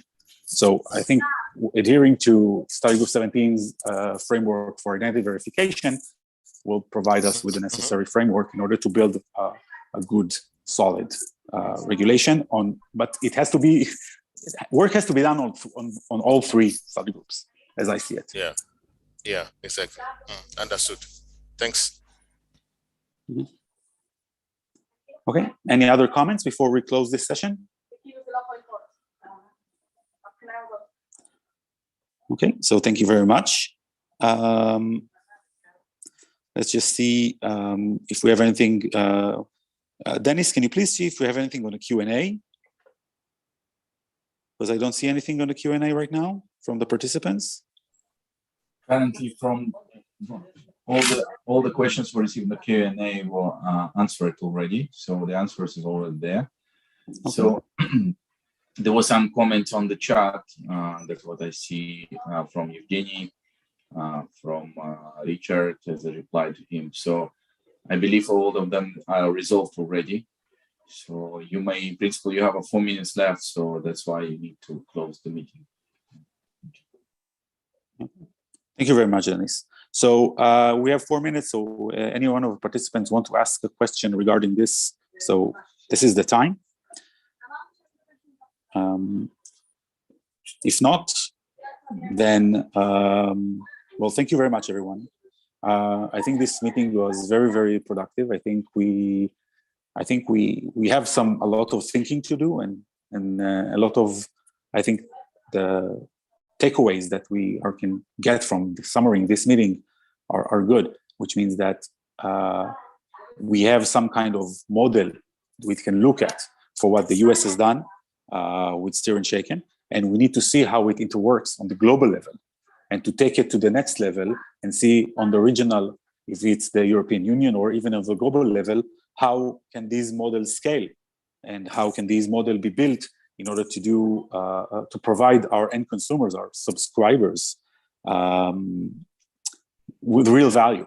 And I think we all are all in agreement that this needs to be kept simple. We have to do this simple because otherwise it will not work. It will not be implemented.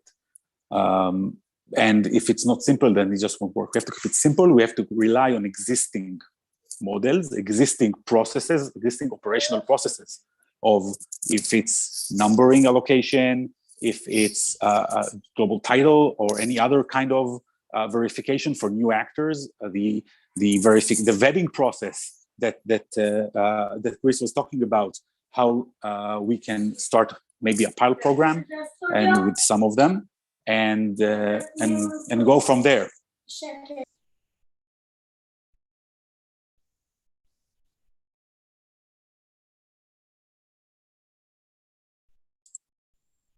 Asaf?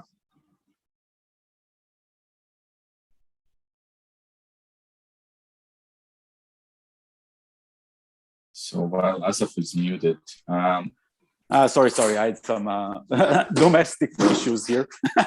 I'm sorry.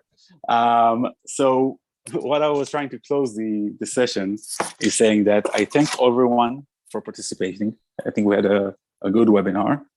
And if anyone has anything else, so we're just, we have emails, we have the mailing lists, and just feel free to reach out. So thank you very much. Have a good evening, noon, or night, wherever you are. And thank you. Thank you all. Thank you. Thank you. There is one question maybe I need to ask before we close the event. We have 2 minutes left. So there is a question regarding report of outcomes of the event. So would you post any takeaways on the website? And then we can attach the question and answer. That's what we had. recorded today. So any plans to attach key takeaways will be posted on the web. Yeah, I can draft some takeaways after also viewing the transcript, and I will do all the recordings, and I'll draft something, we can post it. No problem. Okay, thank you so much. Having said that, I see Rangana has a request. Yes, please. No, it was a mistake, Dennis. I'm trying to close. Thank you, everyone. Thanks, Okay. Dennis. Thanks. Having said that, thank you very much for joining us today. I would like specifically to thank all the speakers for your availability to present the real good insight and the fantastic discussion we had over our brainstorming session. I believe that will be not the end of the story. We'll continue this way, and I believe we can arrange something specific in the coming year. I wish you all the best, and see you around. Thank you so much. Bye-bye. Thank you. Bye-bye. Bye, everyone. Thank you. Bye. Bye. Thank you. Bye-bye for participating. Bye. Thank you.